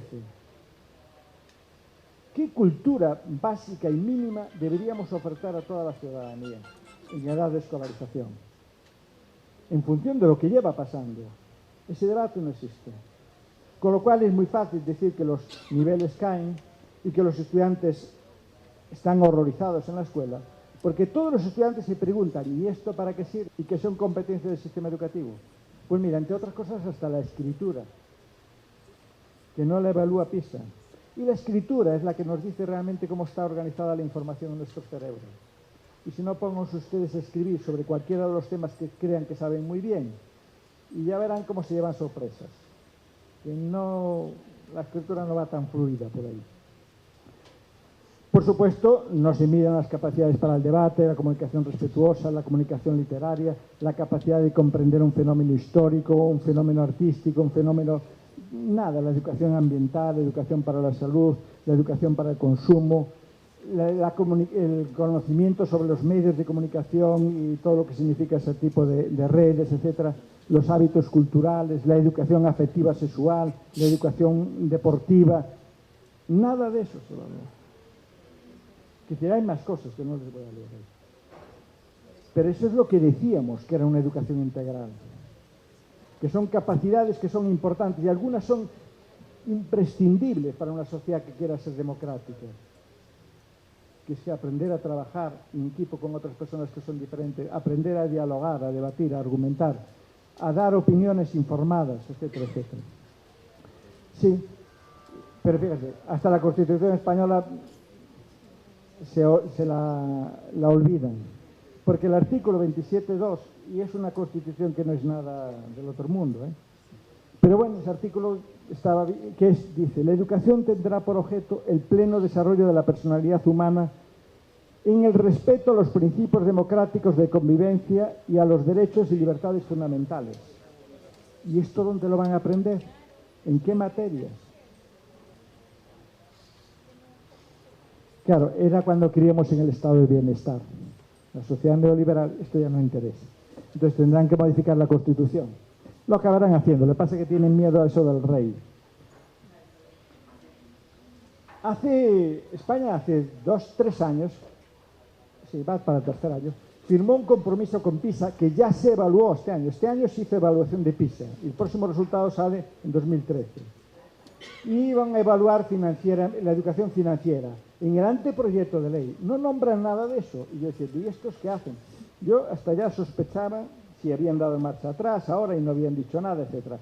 Bueno, hasta que ahora en enero de este año, el periódico, un periódico de la derecha muy poderoso, sale con esta portada. El Partido Popular educará fiscalmente a los niños para prevenir el fraude. Propone en el Congreso que desde los 11 años estudien conocimientos tributarios para que cumplan con Hacienda al llegar a la edad adulta. Claro, pero es que esto ya lo habían aprobado y habían comprometido que en 2012, lo había comprometido, por desgracia, hasta el Partido Socialista, que fue quien firmó esto. Pero esto sí les viene fenomenal, claro. En este año 2013 tienen que ser los resultados públicos. El primer documento del Ministerio de Educación creó un portal que se llamaba GPS. Imagínense lo que significa. No te pierdas el rumbo, que aquí te marcamos el rumbo. Y decía el Ministerio, quienes van a ser responsables de los contenidos curriculares, de los materiales y de la formación y actualización del profesorado es el Ministerio de Educación, el Banco de España y la Comisión Nacional del Mercado de Valores. ¿Ustedes se imaginan trabajar con los criterios del juego de la bolsa en el sistema educativo? Que les dijimos la cooperación, la sinceridad, todo. Yo me hago rico en la bolsa si logro engañarlos a ustedes. Bueno, hubo muchas redes que hablaban eso. Pero un matiz. Esta educación financiera, en principio, este año, solo se aplica en 18 países de la OCDE. España, Australia, Bélgica, Brasil, China, Shanghái, Colombia, Croacia, Eslovaquia, Eslovenia, Estados Unidos, Estonia, etc. Busquen Finlandia, busquen Holanda, busquen Islandia, busquen Alemania, busquen los países nórdicos. No aparecen. Pero si les digo cómo justifica la OCDE la introducción de la educación financiera, cuidado, la educación financiera es distinta y radicalmente distinta de la educación económica. La educación económica debería ser obligatoria, porque eso significa comprender cómo funciona una sociedad. La educación financiera es solo las finanzas de cada uno de nosotros. Pues fíjese, en el documento oficial de PISA de abril de 2012 dan la siguiente explicación que yo les traduzco, porque si las digo así alguien puede decir que soy como eso, que estoy trayendo el agua a mi molino o algo por el estilo. No, mire, literalmente dicen, la necesidad de la incorporación de la educación financiera al sistema educativo es la creciente transferencia de riesgos a los hogares. ¿Se acuerdan aquello del empresario de sí mismo, del neoliberalismo?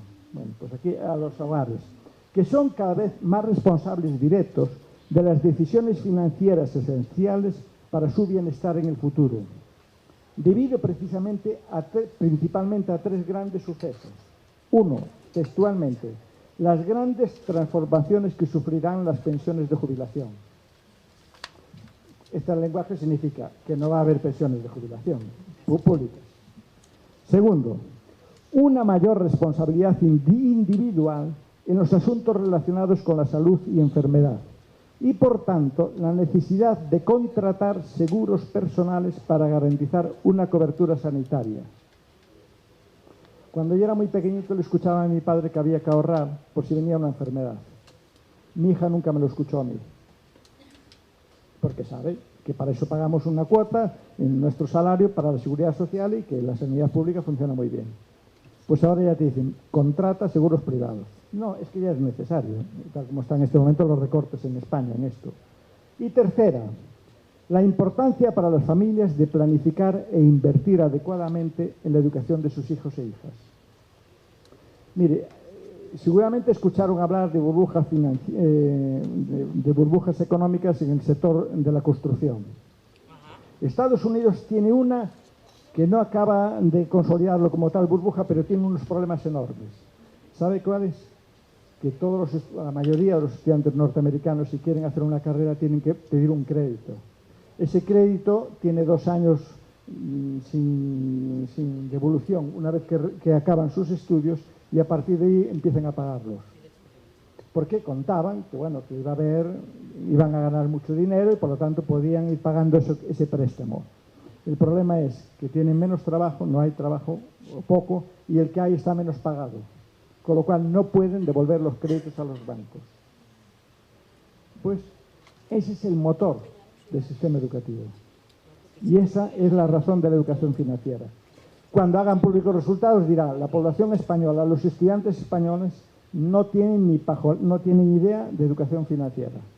Con lo cual, réstenle las poquitas horas que les quedaban a las humanidades y todo eso para dedicarlo a la educación financiera, ¿no? Obviamente.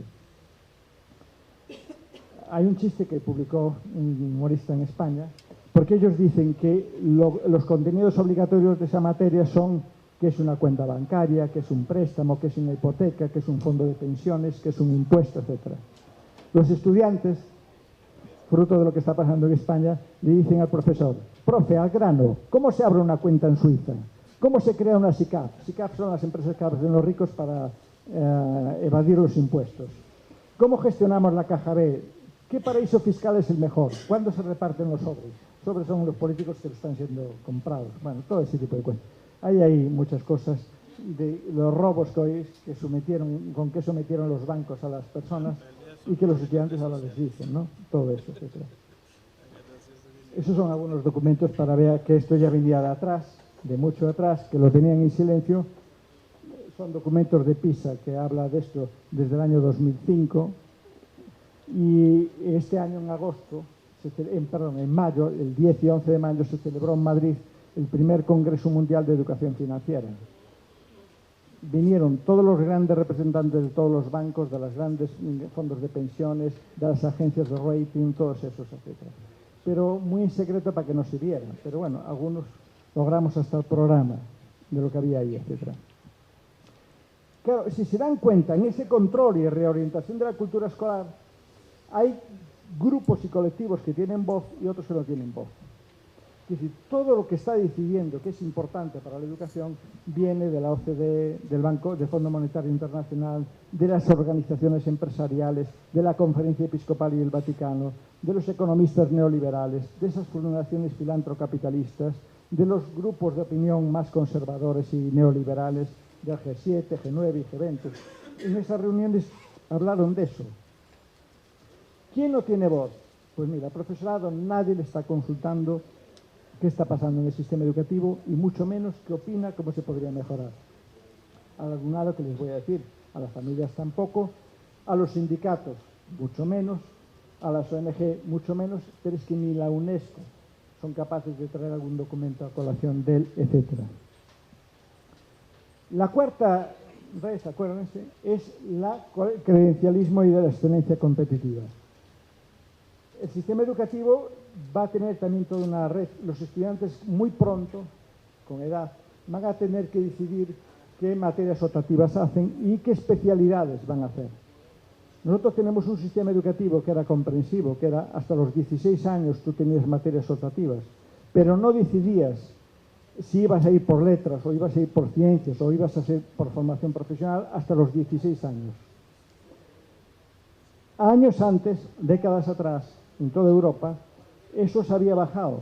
Estaba muy bajo, estaba en 14 años, España estaba en 14 años. Pero fue cuando descubrimos que en aquellas elecciones, mira por dónde funcionaba una genética clasista. Los pobres iban a FP, las clases medias bajas a letras y humanidades, y los ricos iban a ciencias. Por eso se dijo, hagamos un sistema con un tronco común, comprensivo, donde hasta los 16 años los estudiantes, aunque hagan materias optativas, esas materias optativas no les encierren en una línea. Este ministerio lo acaba de bajar, lo va a bajar ahora a 14 años y ya hay una línea con 13 años que ya van hacia ahí. Con lo cual, ya saben quién van ahí, los grupos sociales más pobres, etc.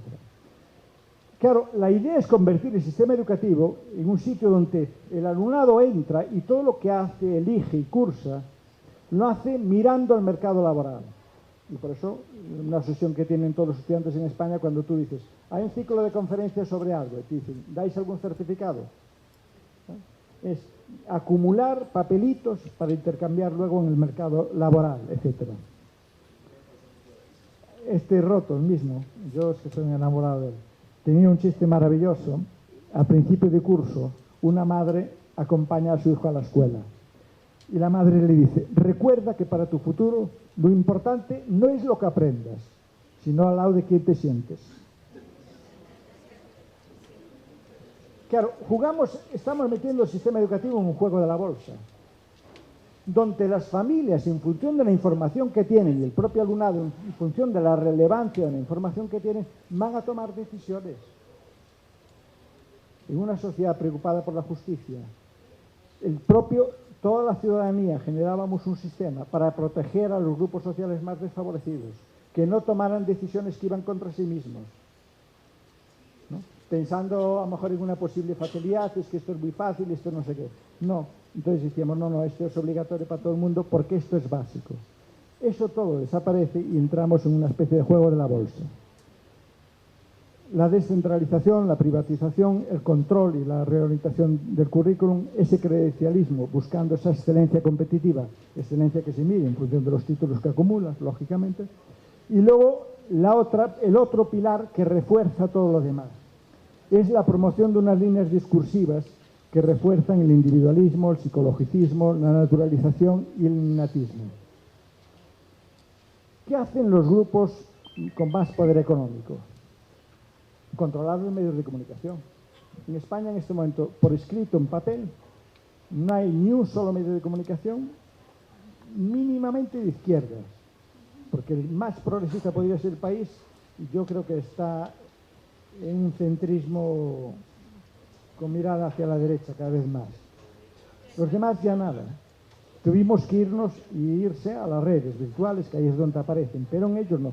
Todos los demás los controlan ellos y tienen enormes pérdidas, pero son pérdidas económicas y muchísimas ganancias simbólicas, porque lo que van a intentar es, a través de la prensa, la radio y televisión, construir una mentalidad de sálvese el que pueda, de que tú seas el empresario de ti mismo, que tú mires exclusivamente por ti mismo, no mires para nada a la comunidad ni a quién eres.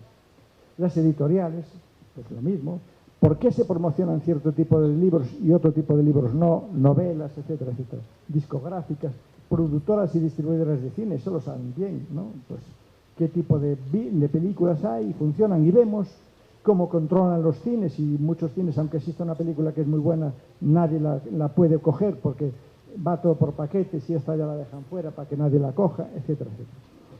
La idea es eso, es promover una cultura del individualismo, del psicologicismo, o sea, explicar que si tú tienes animadversión a una persona, por ejemplo, de otra raza o de otra etnia o de otra tal, es un problema psicológico, por lo tanto tendrás que ir a terapia, que no hay ninguna estructura sociopolítico que genere que todas las personas acabemos siendo racistas, sexistas y clasistas, porque así es el entorno cultural, la infraestructura cultural y económica y laboral que tenemos, etc. La naturalización, eso viene en los genes o los talentos naturales, y cosas por el estilo, o el propio innatismo, etc.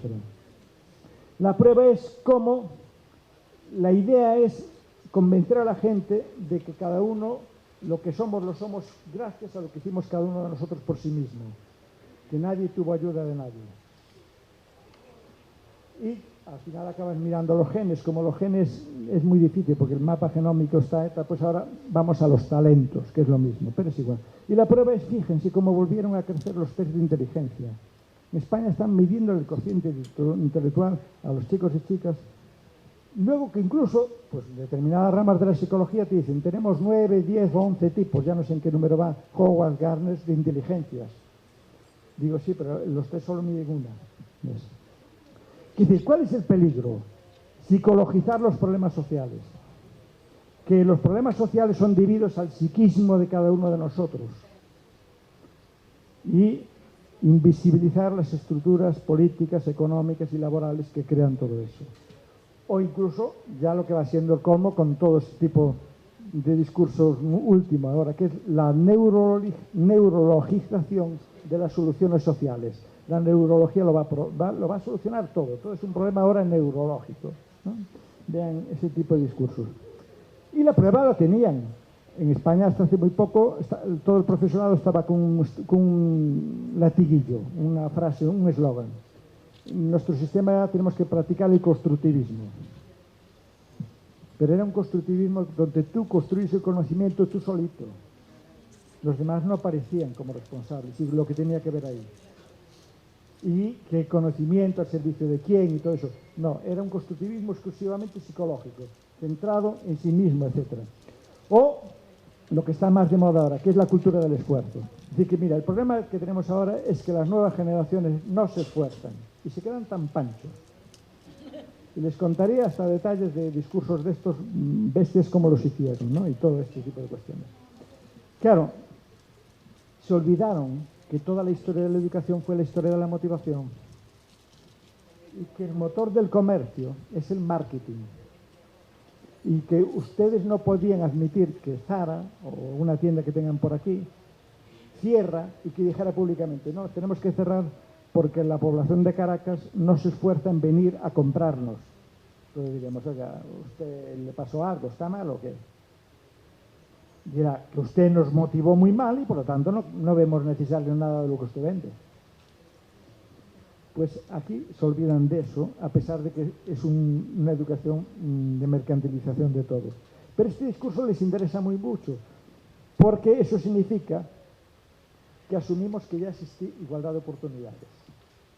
La cultura del esfuerzo, insistir en eso como explicación, solo se puede hacer en una sociedad en la que realmente exista la igualdad de oportunidades. Porque si existe la igualdad de oportunidades, ahí es cuando las diferencias tendrían algo que ver con los genes, o con los talentos, o con el esfuerzo. Pero decir que vivimos en sociedades que hicieron realidad la igualdad de oportunidades, bueno, me parece que es la broma macabra más fuerte que podemos imaginarnos, etcétera, ¿no? ¿Eso qué significa? Vamos privatizando las responsabilidades sociales. Las personas nos vemos cada una como motores de nosotros mismos y por eso todo ese control del currículum, de todo ese tipo de cuestiones, es que tú te veas que tú eres la responsable de todo lo que te pasa a ti y que nada más. Y por lo tanto vamos al sálvese que pueda. Yo no me tengo que preocupar de los demás, que esta mujer tiene problemas. Pues allá ella, es que no se esfuerza o cualquier cosa le pasará, pero igual que lo hice yo, también lo puede hacer ella. Que imagínense la perversidad discursiva que ahí se monta. Y nos vemos individuales, no nos vemos, por supuesto no hay clases sociales, no hay colectivos, etnias, todo eso desaparece. Ahora ya la historia llegó al fin de la historia que decía Fukuyama, etc. Claro, y quiero ir finalizando con esto. Mire, recuperemos el debate sobre cuáles eran las funciones de los sistemas educativos. Y decíamos que los sistemas educativos eran, y por eso los hicimos obligatorios. Y nuestros antecesores lucharon, y muchísimo, y por todos los medios, para crear un sistema educativo que fuera obligatorio. No fue un regalo, fue una lucha de ese pueblo, de esos sindicatos que tanto demonizan ahora y cosas por el estilo, y de esos partidos políticos progresistas y de izquierdas, etc. Y decíamos que el sistema educativo es básico para ir construyendo una sociedad en la que existe igualdad de oportunidades, junto con las otras dimensiones, etcétera, las estructuras laborales, políticas, legales, etcétera. Víamos que el sistema educativo era imprescindible para formar esa ciudadanía solidaria y democrática, para aprender a vivir juntos y a trabajar y a pensar en común en un modelo de sociedad y de solución de problemas que todos nos sentimos afectados. Y por eso, sobre todo en la segunda década del siglo XX y más en las últimas décadas, dijimos que la educación tenía que ser antirracista. Y subrayo lo del anti, porque algunos dicen una educación no racista. Mire, el no racismo a mí me suena al discurso de que yo no soy racista, sino que los racistas son los otros. Y yo lo que parto es de que todos y todas somos racistas, sexistas, homófobos y eso. Y el que no lo sea, que me diga dónde se educó. Y casi diría, ¿y en qué planeta? Porque en este no. Por lo tanto, yo creo que hay que hacer una educación antirracista. Es decir, que primero, vernos a nosotros también como racistas. También nosotros como profesores y profesoras. Descubrir dónde somos racistas. Y por lo tanto, a partir de ahí, generar una educación no racista. Antisexista, lo mismo. Todos y todas las mujeres son también sexistas. Porque el sentido común, los automatismos que se crearon, van también contra la mayoría de ellas. anticlasista, no homofóbica, inclusiva, laica, integral, etc. Laica no es atea, cuidado. El laicismo es la opción más respetuosa con todas las creencias, porque eso es lo que dice, estas cuestiones quedan fuera de la escuela, cada uno en su entorno privado, en su comunidad de iguales, que lo practique o que lo haga. Aquí estamos con lo que nos une, no con lo que nos separa. Y por eso últimamente insistíamos tanto en que la educación tenía que ser inclusiva, aunque en España este concepto lo están manipulando un poco desde el sector de la educación especial, porque creen que ya no le llaman solo educación especial, sino que le llaman educación inclusiva. Yo defiendo que el concepto inclusivo, educación inclusiva, es mucho más amplio. Es un proyecto político destinado a identificar y a superar todos los obstáculos que impiden o dificultan acceder a las instituciones escolares, participar democráticamente en las aulas y que todos los estudiantes tengan éxito. No que por una clase social o por eso alguien salga perjudicada. La educación inclusiva es un modelo político destinado a desmontar toda la arquitectura de la exclusión y de la desigualdad y simultáneamente desmontar la autoculpabilidad y el autoodio de la persona excluida. En nuestras instituciones escolares, demasiados estudiantes aprenden a autoodiarse porque o les explicamos quién es su familia, por qué su familia está en la pobreza, tiene todo este tipo de carencias, o buscará otras explicaciones.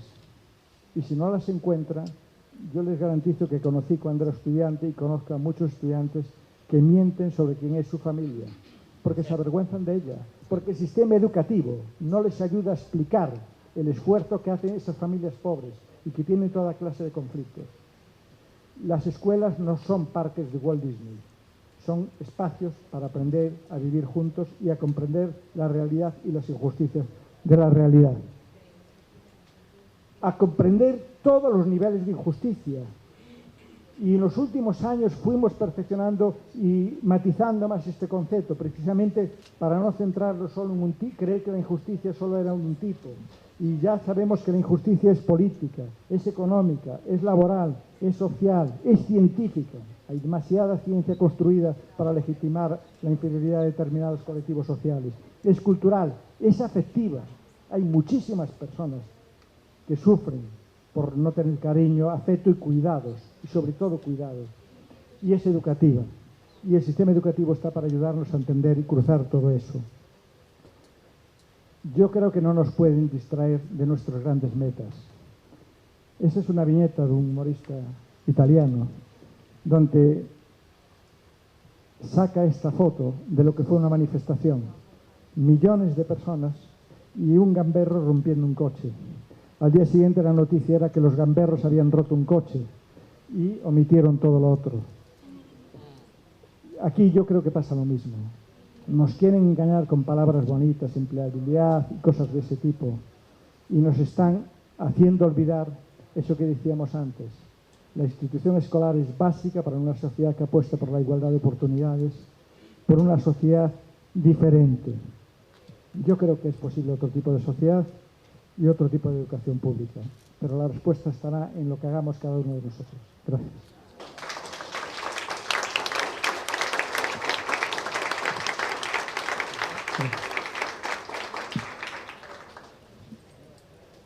Muchas gracias.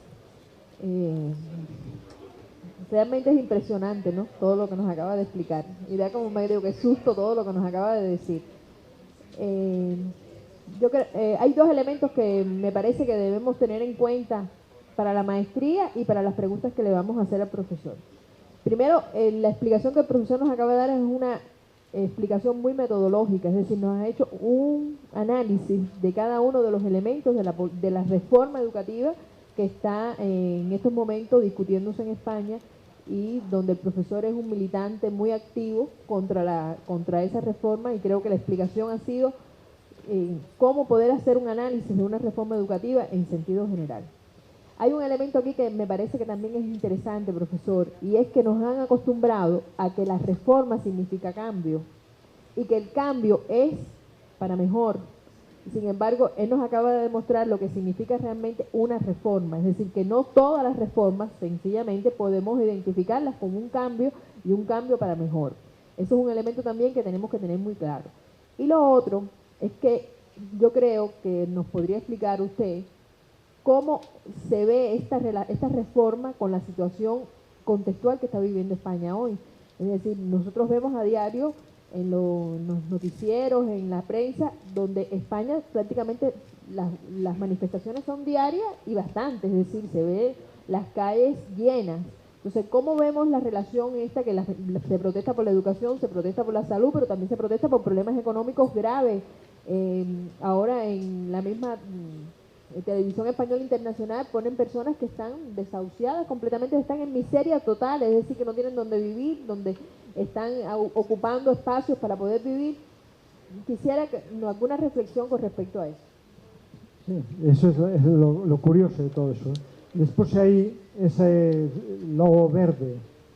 Ese es es decir, se generó un movimiento en defensa de la escuela pública, de ese otro tipo de educación en toda España, y el eslogan es una escuela pública de todos y todas, para todos y todas, y son unos dibujitos y son unas camisetas verdes. Si ustedes ven fotos de las manifestaciones verán que hay lo que se llama la marea verde. La marea verde son toda la gente con las camisetas de ese color y con esa forma.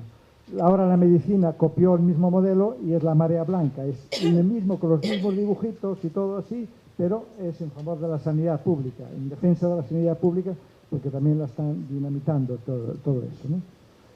Claro, lo paradójico de esta ley es que sale en un momento, fíjese, establecer unas reformas en un momento de una crisis económica demoníaca. Una crisis no, una expoliación de los recursos públicos para pagar las deudas de los bancos, que es lo que nos están diciendo, porque a la gente le están diciendo que es pobre porque vivió por encima de sus posibilidades. Y digo, oiga, vivirían algunos, ¿no? Pero la mayoría de la gente ni de broma. Entonces, juegan con ese tipo de discurso y todo eso. Bueno, el año pasado, en mayo, creo, bueno, hace unos meses, el Estado aprobó una ley de recorte en la financiación de todos los ministerios y todas las cosas. Y sacó una sobre todo sobre educación. También jugando con las frases, diciendo no hay ningún estudio que demuestre que la ratio de los estudiantes diga que una es mejor que otra para trabajar. Y efectivamente no hay ningún estudio que diga eso, por lo menos no conozco ninguno que diga eso. Lo que dicen los estudios es la diversidad del número de estudiantes que tú tengas en tu aula. Porque si yo tengo 40 estudiantes de la clase alta y por ejemplo, de educación muy religiosa, por ejemplo, del Opus Dei, a mí me da lo mismo 40 que 50 que 30.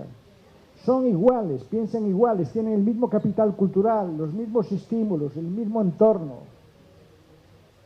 Pero a mí me dices, una clase donde hay 2 niños gitanos, una persona que tiene parálisis cerebral, otro que tiene un síndrome Down, otro que habla un idioma que en la vida lo escuché y no le entendemos nada de lo que dice, etcétera, etcétera. Otros que son muy pobres, otro que es una familia desestructurada, otro que su familia le acaban de despedir a su padre o a su madre o a todos.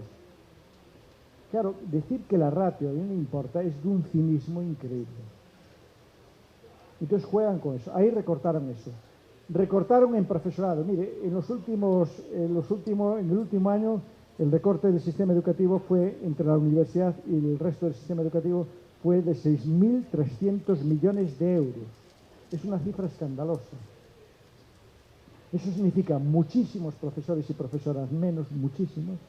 Recortes en todos los niveles. En la formación de profesorado y actualización ya no les digo porque eso lo convirtieron en un erial. O sea, nada, unas cosas increíbles dadas incluso a empresas privadas para que lo hagan y controlen ellos ese tipo de negocios, etc.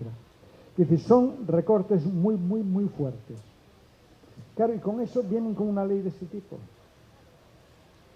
Claro, pues ya se pueden ustedes imaginar lo que eso va a significar.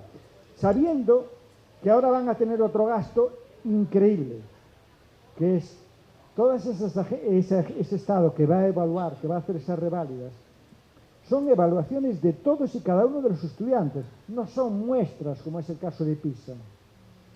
¿Ustedes se imaginan qué negocio va a suponer ahí para empresas?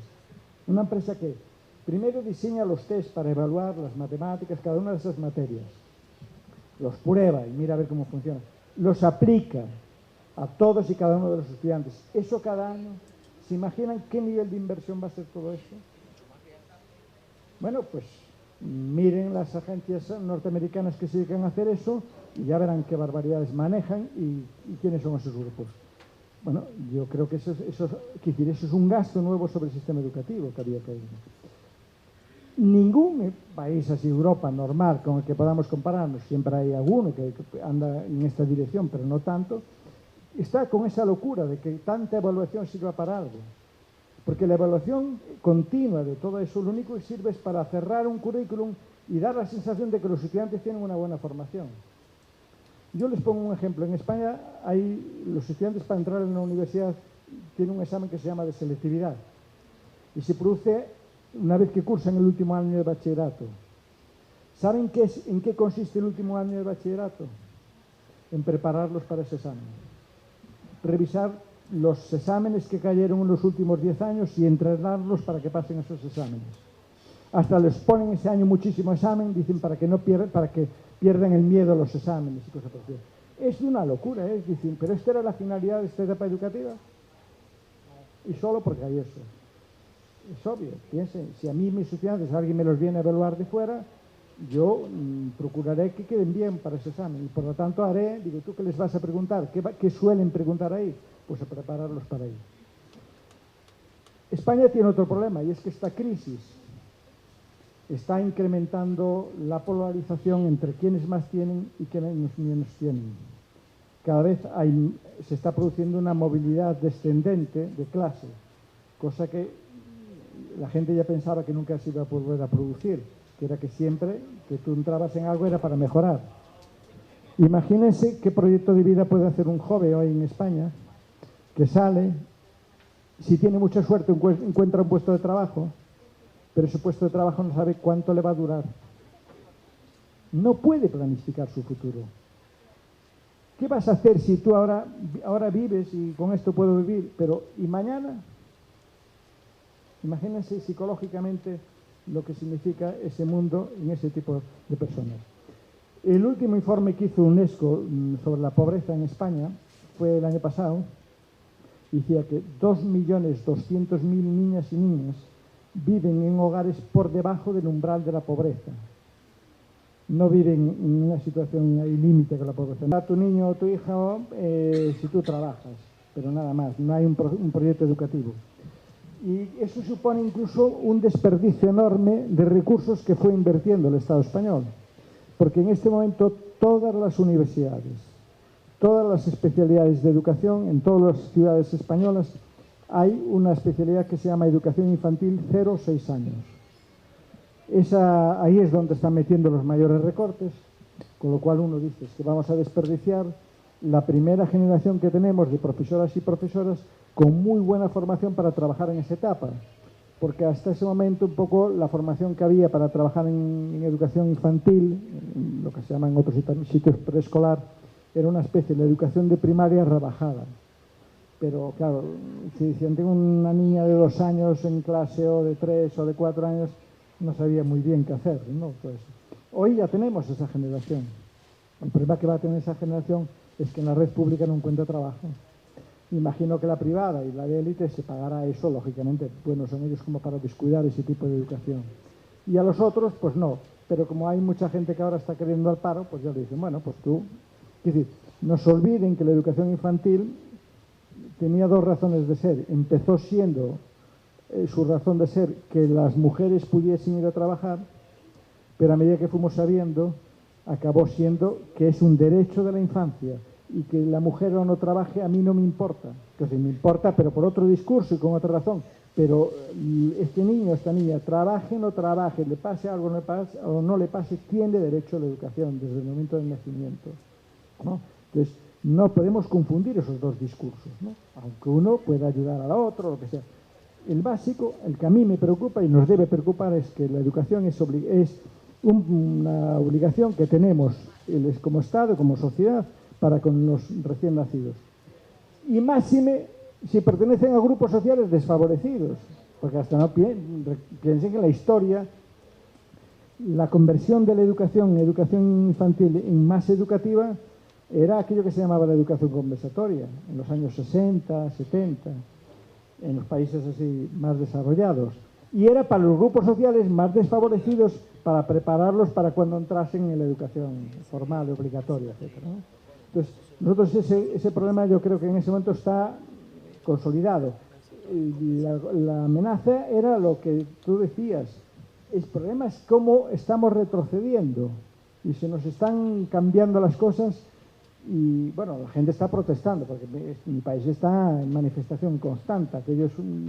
Todos los días hay manifestación de algo, ya no sé a qué, pero ya sabes que todos los días hay alguna manifestación, ¿no?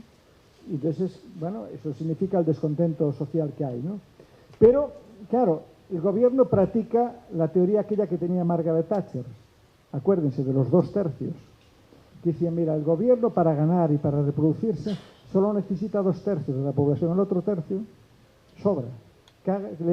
Le pase lo que le pase a nosotros no nos importa. Y, claro, Margaret Thatcher era muy lista, entre comillas, y era aquella que dijo, hay que convencer a la sociedad de que no hay alternativas. Y eso es lo que hace el discurso más conservador y más neoliberal, convencernos de que no hay alternativas, de que eso lo tomas o lo dejas, pero no hay otra opción, ¿no? Y por eso era muy importante, y es muy importante, por ejemplo, todo lo que pasa en países como este, como Venezuela, porque era decir, oiga, mire, que hay otras posibilidades, hay gente que piensa de otra forma. Yo recuerdo la última vez que estuve en una reunión, un seminario de formación que tenían sindicalistas de petróleo. Yo me quedé asombrado del nivel de debate que tenían y con esa cultura del emprendimiento solidario y cosas de esas. Digo, yo milito en sindicatos en España pues desde muy jovencito y nunca escuché ese tipo de discursos. Nunca escuché ese tipo de discursos. Y le garantizo que son de esos sindicatos muy de izquierda que dicen por ahí, esos que algunos llaman marginales. Cosas de esas. Bueno, cosas de esas. Sí.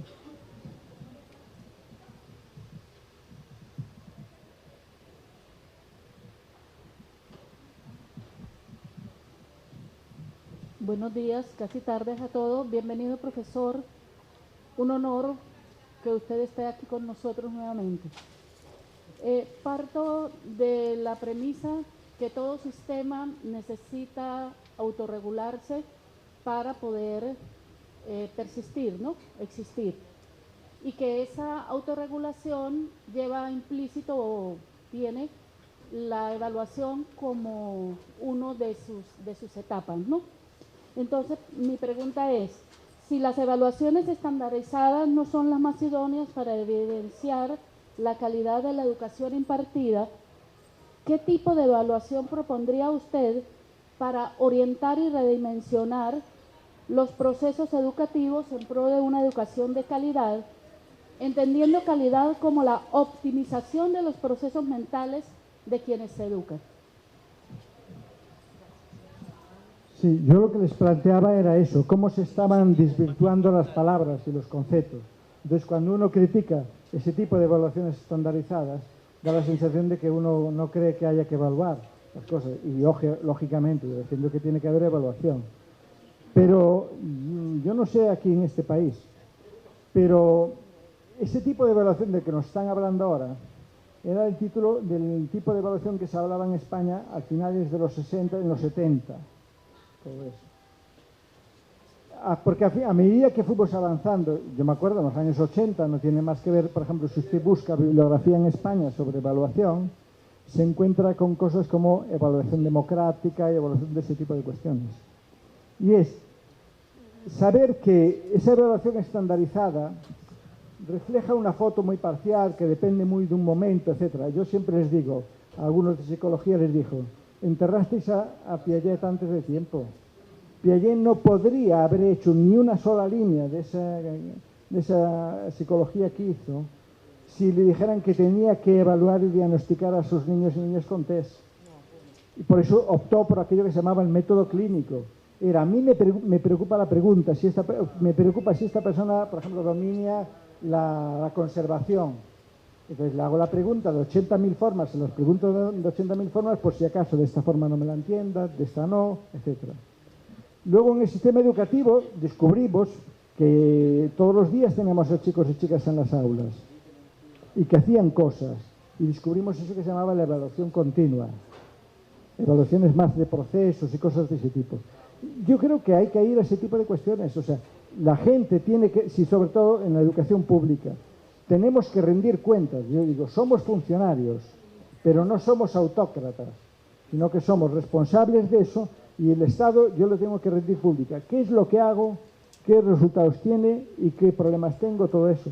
Porque se trata de una evaluación que es para mejorar lo que hay ahí. Aquí la evaluación es exclusivamente para sancionar. Por eso te quieren meter hasta los salarios y cosas por el estilo.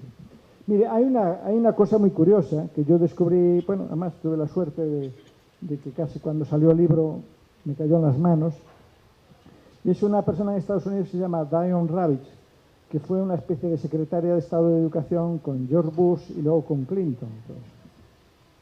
Y esta era la que estaba obsesionada con las evaluaciones múltiples y constantes continuamente del sistema educativo. Así, para hacer todo ese tipo de cuestiones. Ella fue una de las principales impulsoras de ese tipo de política. En el año 2010 publicó un libro increíble diciendo me equivoqué. Es una locura, es una perversidad, tiene una cantidad de efectos negativos increíbles sobre el sistema educativo, esas políticas de evaluaciones continuas. Claro, que lo diga una de las responsables, porque claro, los demás le estaban criticando siempre ese tipo de medidas, pero que lo diga la principal, se puede decir, defensora pública de ese tipo de cuestiones, no defensora, impulsora, que tenía poder y mando sobre eso, yo creo que es muy relevante. Entonces dice, hay que ir a otro tipo de evaluaciones, pues más democráticas, más de comprender lo que está pasando, y que no pueden ser que un día te pasan un test, un día si días tú estás, por lo que sea, más atontado, decimos en España, pues te salió mal, pero al día siguiente tal. Yo a mis estudiantes no los evalúo porque me contestan en el examen de final de curso. Digo, mira, eso es una nota más. Si estuviste 9 meses conmigo, ¿cómo vas a jugarte todo un examen? Pero ni de broma. Al revés, yo les digo, nunca te bajará la nota que tienes del curso. Si la subes, fenomenal, pero bajarla, nunca. Y hubo gente que tenía matrícula de honor y que tenía un examen que daba vergüenza. Digo, mira, hoy debías estar poco inspirada porque te salió mal. Eso fue lo que fuimos descubriendo, ¿no? Entonces yo creo que hay que ir a ese tipo de cuestiones y había sistemas donde los colegios hacían esas evaluaciones democráticas, había un cuerpo de inspección del Estado que era para ayudarles a hacerlo, no era un cuerpo como se acabó conformando en España para sancionarlo, al que los colegios le tienen pánico. Y claro, cuando uno dice, ¿cuáles son las funciones de la inspección en el Boletín Oficial del Estado? Por ley. Dice asesoramiento, ayuda, etcétera, etcétera. Usted pregunta en cualquier centro y dirán, no, nos vienen a sancionar para algo, mira a ver qué fallo tenemos para llamarnos la atención. Entonces, ahí tiene el mejor ejemplo de cómo se está desvirtuando eso. Mi país, en la década de los 80, 90, estábamos todos que si la investigación-acción, que la investigación democrática, etcétera. Todo eso está desapareciendo. Es decir, claro, pero esa no es la racionalidad positivista que les decía antes. Entonces, la racionalidad más crítica, ese otro tipo de cuestionamiento de eso, es lo que ese tipo de lenguaje matemática está demonizando. Entonces, bajo una apariencia de neutralidad, de asepsia y de objetividad del número, se esconde la ideología. Pero, claro, no todo el mundo es capaz de sacar esa ideología de ese número.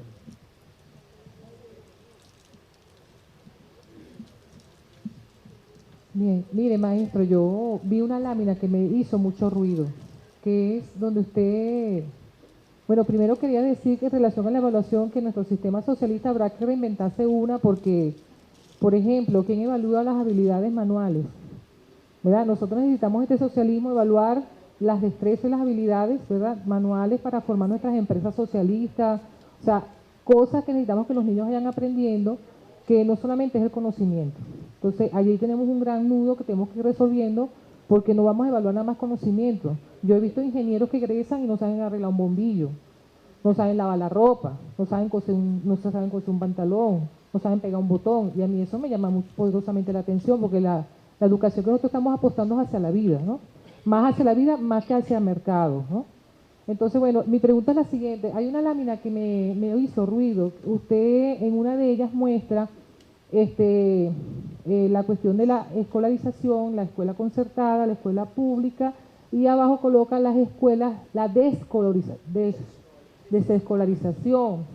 Entonces me llama la atención el término desescolarización, porque realmente será desescolarización, un poco porque me aclare, porque el sistema liberal se fundó más bien en la escolarización, porque necesitaba masificar la educación para crear las manos de obra, ¿no?, que el sistema capitalista necesitaba.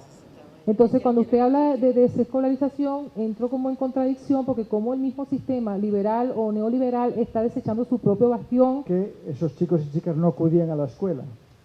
Entonces tuvo un juicio y le dieron la razón a la familia, porque dice, la ley española, tal como está redactado, dice que la educación es obligatoria. Dice, pero no la asistencia a la escuela. Entonces, ¿qué hace? El movimiento de desescolarización se basa en que hay unas familias que ya tienen un nivel cultural que les pueden educar ahí. Entonces, como está prohibida y están mirando para otro lado, ¿qué hacen cada uno de esos chicos y chicas? Van la última semana de cada periodo escolar a una escuela, los admiten y les dicen, ¿usted sabe las matemáticas, de historia y eso? Sí, ya está, pasa. Pero es reducir la educación a esos contenidos más academicistas, por así decir. Nadie va a mirar su grado de socialización, de cooperación, capacidad crítica, eso, las habilidades manuales, eso no se va a mirar. ¿Entiendes? Entonces es un proceso de ese tipo. Es un proceso que además comienza muy ideologizado, es decir, este es un movimiento que se inició en Estados Unidos, muy agresivo por parte de los grupos ultrafundamentalistas católicos, que asustaban a las familias con lo que les decía antes, de que en los centros públicos, en la educación, había drogas, delincuencia, violaciones, bueno, todas esas barbaridades que dicen ahí, y entonces cogían el miedo de las familias y le decían, oiga, y dice, usted ya puede educar, no es como familias antes que eran analfabetas y que lógicamente no lo podían hacer. Dice, sí, es decir, usted puede educar a su hija, a su hijo, para que apruebe unos exámenes en una escuela. Pero si reducimos la educación a eso, entonces ya, mire lo que significa. No, por eso, y entonces es un movimiento así. Entonces yo conozco gente, tengo hasta un amigo que cayó en esa tontería, y llego con él así hasta la universidad. Pero claro, la educación tenía, pero digo, ¿qué tipo de educación? Digo, cuando veas a otro tipo de cuestiones, etc. Entonces, la evaluación lo mismo, es decir, la que se viene haciendo ahora, los únicos datos que tiene ahora el sistema educativo español, para decir qué es lo que funciona en el sistema educativo español, es PISA. O PIRLS, que es una prueba similar, pero en primaria, que también mide solo esas materias, nada más. Pero nadie está midiendo otras cosas. Es decir, si queremos formar una persona autónoma, crítica, que conozca los valores constitucionales y democráticos, etcétera, que dice la Constitución, ¿eso dónde se evalúa? ¿No? Entonces, claro que tenemos que diseñar sistemas para evaluar y de otra forma y más democráticos, más respetuosos. Pero cuidado, esos no están ahí, no son accidentes que surjan así. Esos tienen que ver con el control ideológico de los contenidos. Es decir, hay una administración que no se fía del profesorado. Porque fíjate, no hay ningún argumento para decir que hay que evaluar externamente porque los profesores lo están haciendo mal. PISA, en España, le está diciendo, hay más suspensos en matemáticas que los que se corresponden con los resultados de las pruebas de PISA. ¿Qué pasa? El profesorado de la secundaria es un profesorado que tiene una formación muy universitaria, pero solo de la especialidad, de matemáticas, de historia, etc. Entonces yo creo que exigen mucho a su alumnado para esa etapa educativa y quieren enseñarle casi lo mismo que ellos saben. Entonces suspenden muchísimo, pero el nivel que les dan es alto. Bueno, pues el Estado no se fía y va por ellos. Pero lo van a hacer en todas las materias. Mire, es que no se puede perder la memoria, por lo menos en mi país. Cuando estuvo la última vez el Partido Popular, ahora nos dice que el problema es PISA, pero cuando estuvo la última vez, en el primer mes que entró, la ministra de Educación, que es una señora muy famosa, se llama Esperanza Aguirre, nos dejó todos con la boca abierta y asustados, porque dice, el problema de este país es la crisis de las humanidades. Y diciendo, pero si aquí nadie se había quejado de que si los estudiantes no saben historia o literatura o arte o tal. Y si aquí lo único que nos preocupaba eran las matemáticas, y lo que decimos que es el fracaso del sistema eran matemáticas, que era lo que se miraba. Pues ellas eran la crisis de las humanidades. Y ahora vuelven por este lado, pero vuelven más disimuladamente. Ustedes imaginen una asignatura, Historia de España, evaluado por este ministerio. Bueno, no me puedo imaginar qué contenidos quieren que estudiemos. Bueno, el ministro habla de que hay que reespañolizar España. En concreto se lo dice a los catalanes. Lo mismo se lo dice a los gallegos, a mi comunidad, como a los vascos, que nos acusan de que somos separatistas, bueno, cosas de ese tipo. Locura, pues. Entonces, en ese tipo de lenguaje, cuando hacen esa expresión, dice, eso quedó ahí. No, usted va a mirar las medidas que están tomando y dicen, pero esto era para eso, esto es para eso, ¿no? Entonces, el control ideológico es muy fuerte, hay que controlar las subjetividades. Usted no puede promover un sistema educativo donde las personas sean críticas, empiecen a plantearse, a analizar cómo es la sociedad y al mismo tiempo querer sacar esa persona emprendedora para satisfacer las necesidades de la producción. No, porque esa persona es muy fácil que llegue a comprometerse, a poner en cuestión qué modelo productivo tenemos. Pero nos culpabilizan por eso. Mire, yo llevo diciendo en España desde hace por lo menos 2 años, así más públicamente, hasta en cadenas de televisión. Digo, yo quiero que alguien me dé una estadística, un estudio, que me digan qué empresa no se pudo abrir en España porque no encontró personal técnico suficientemente cualificado. Claro, están confundiendo eso. Si es al revés, si se van afuera, pero porque China trabaja más barato y otros países no tienen sindicatos ni derechos humanos de los trabajadores y por lo tanto los pueden explotar. Eso es lo que hace el capitalismo. Nuestras grandes empresas fabrican todo fuera y llevan los beneficios a paraísos fiscales y se inventan una cosa que se llama la SICAP, donde pagan el 1% de impuestos, prometiendo que van a hacer no sé qué inversiones que no hacen.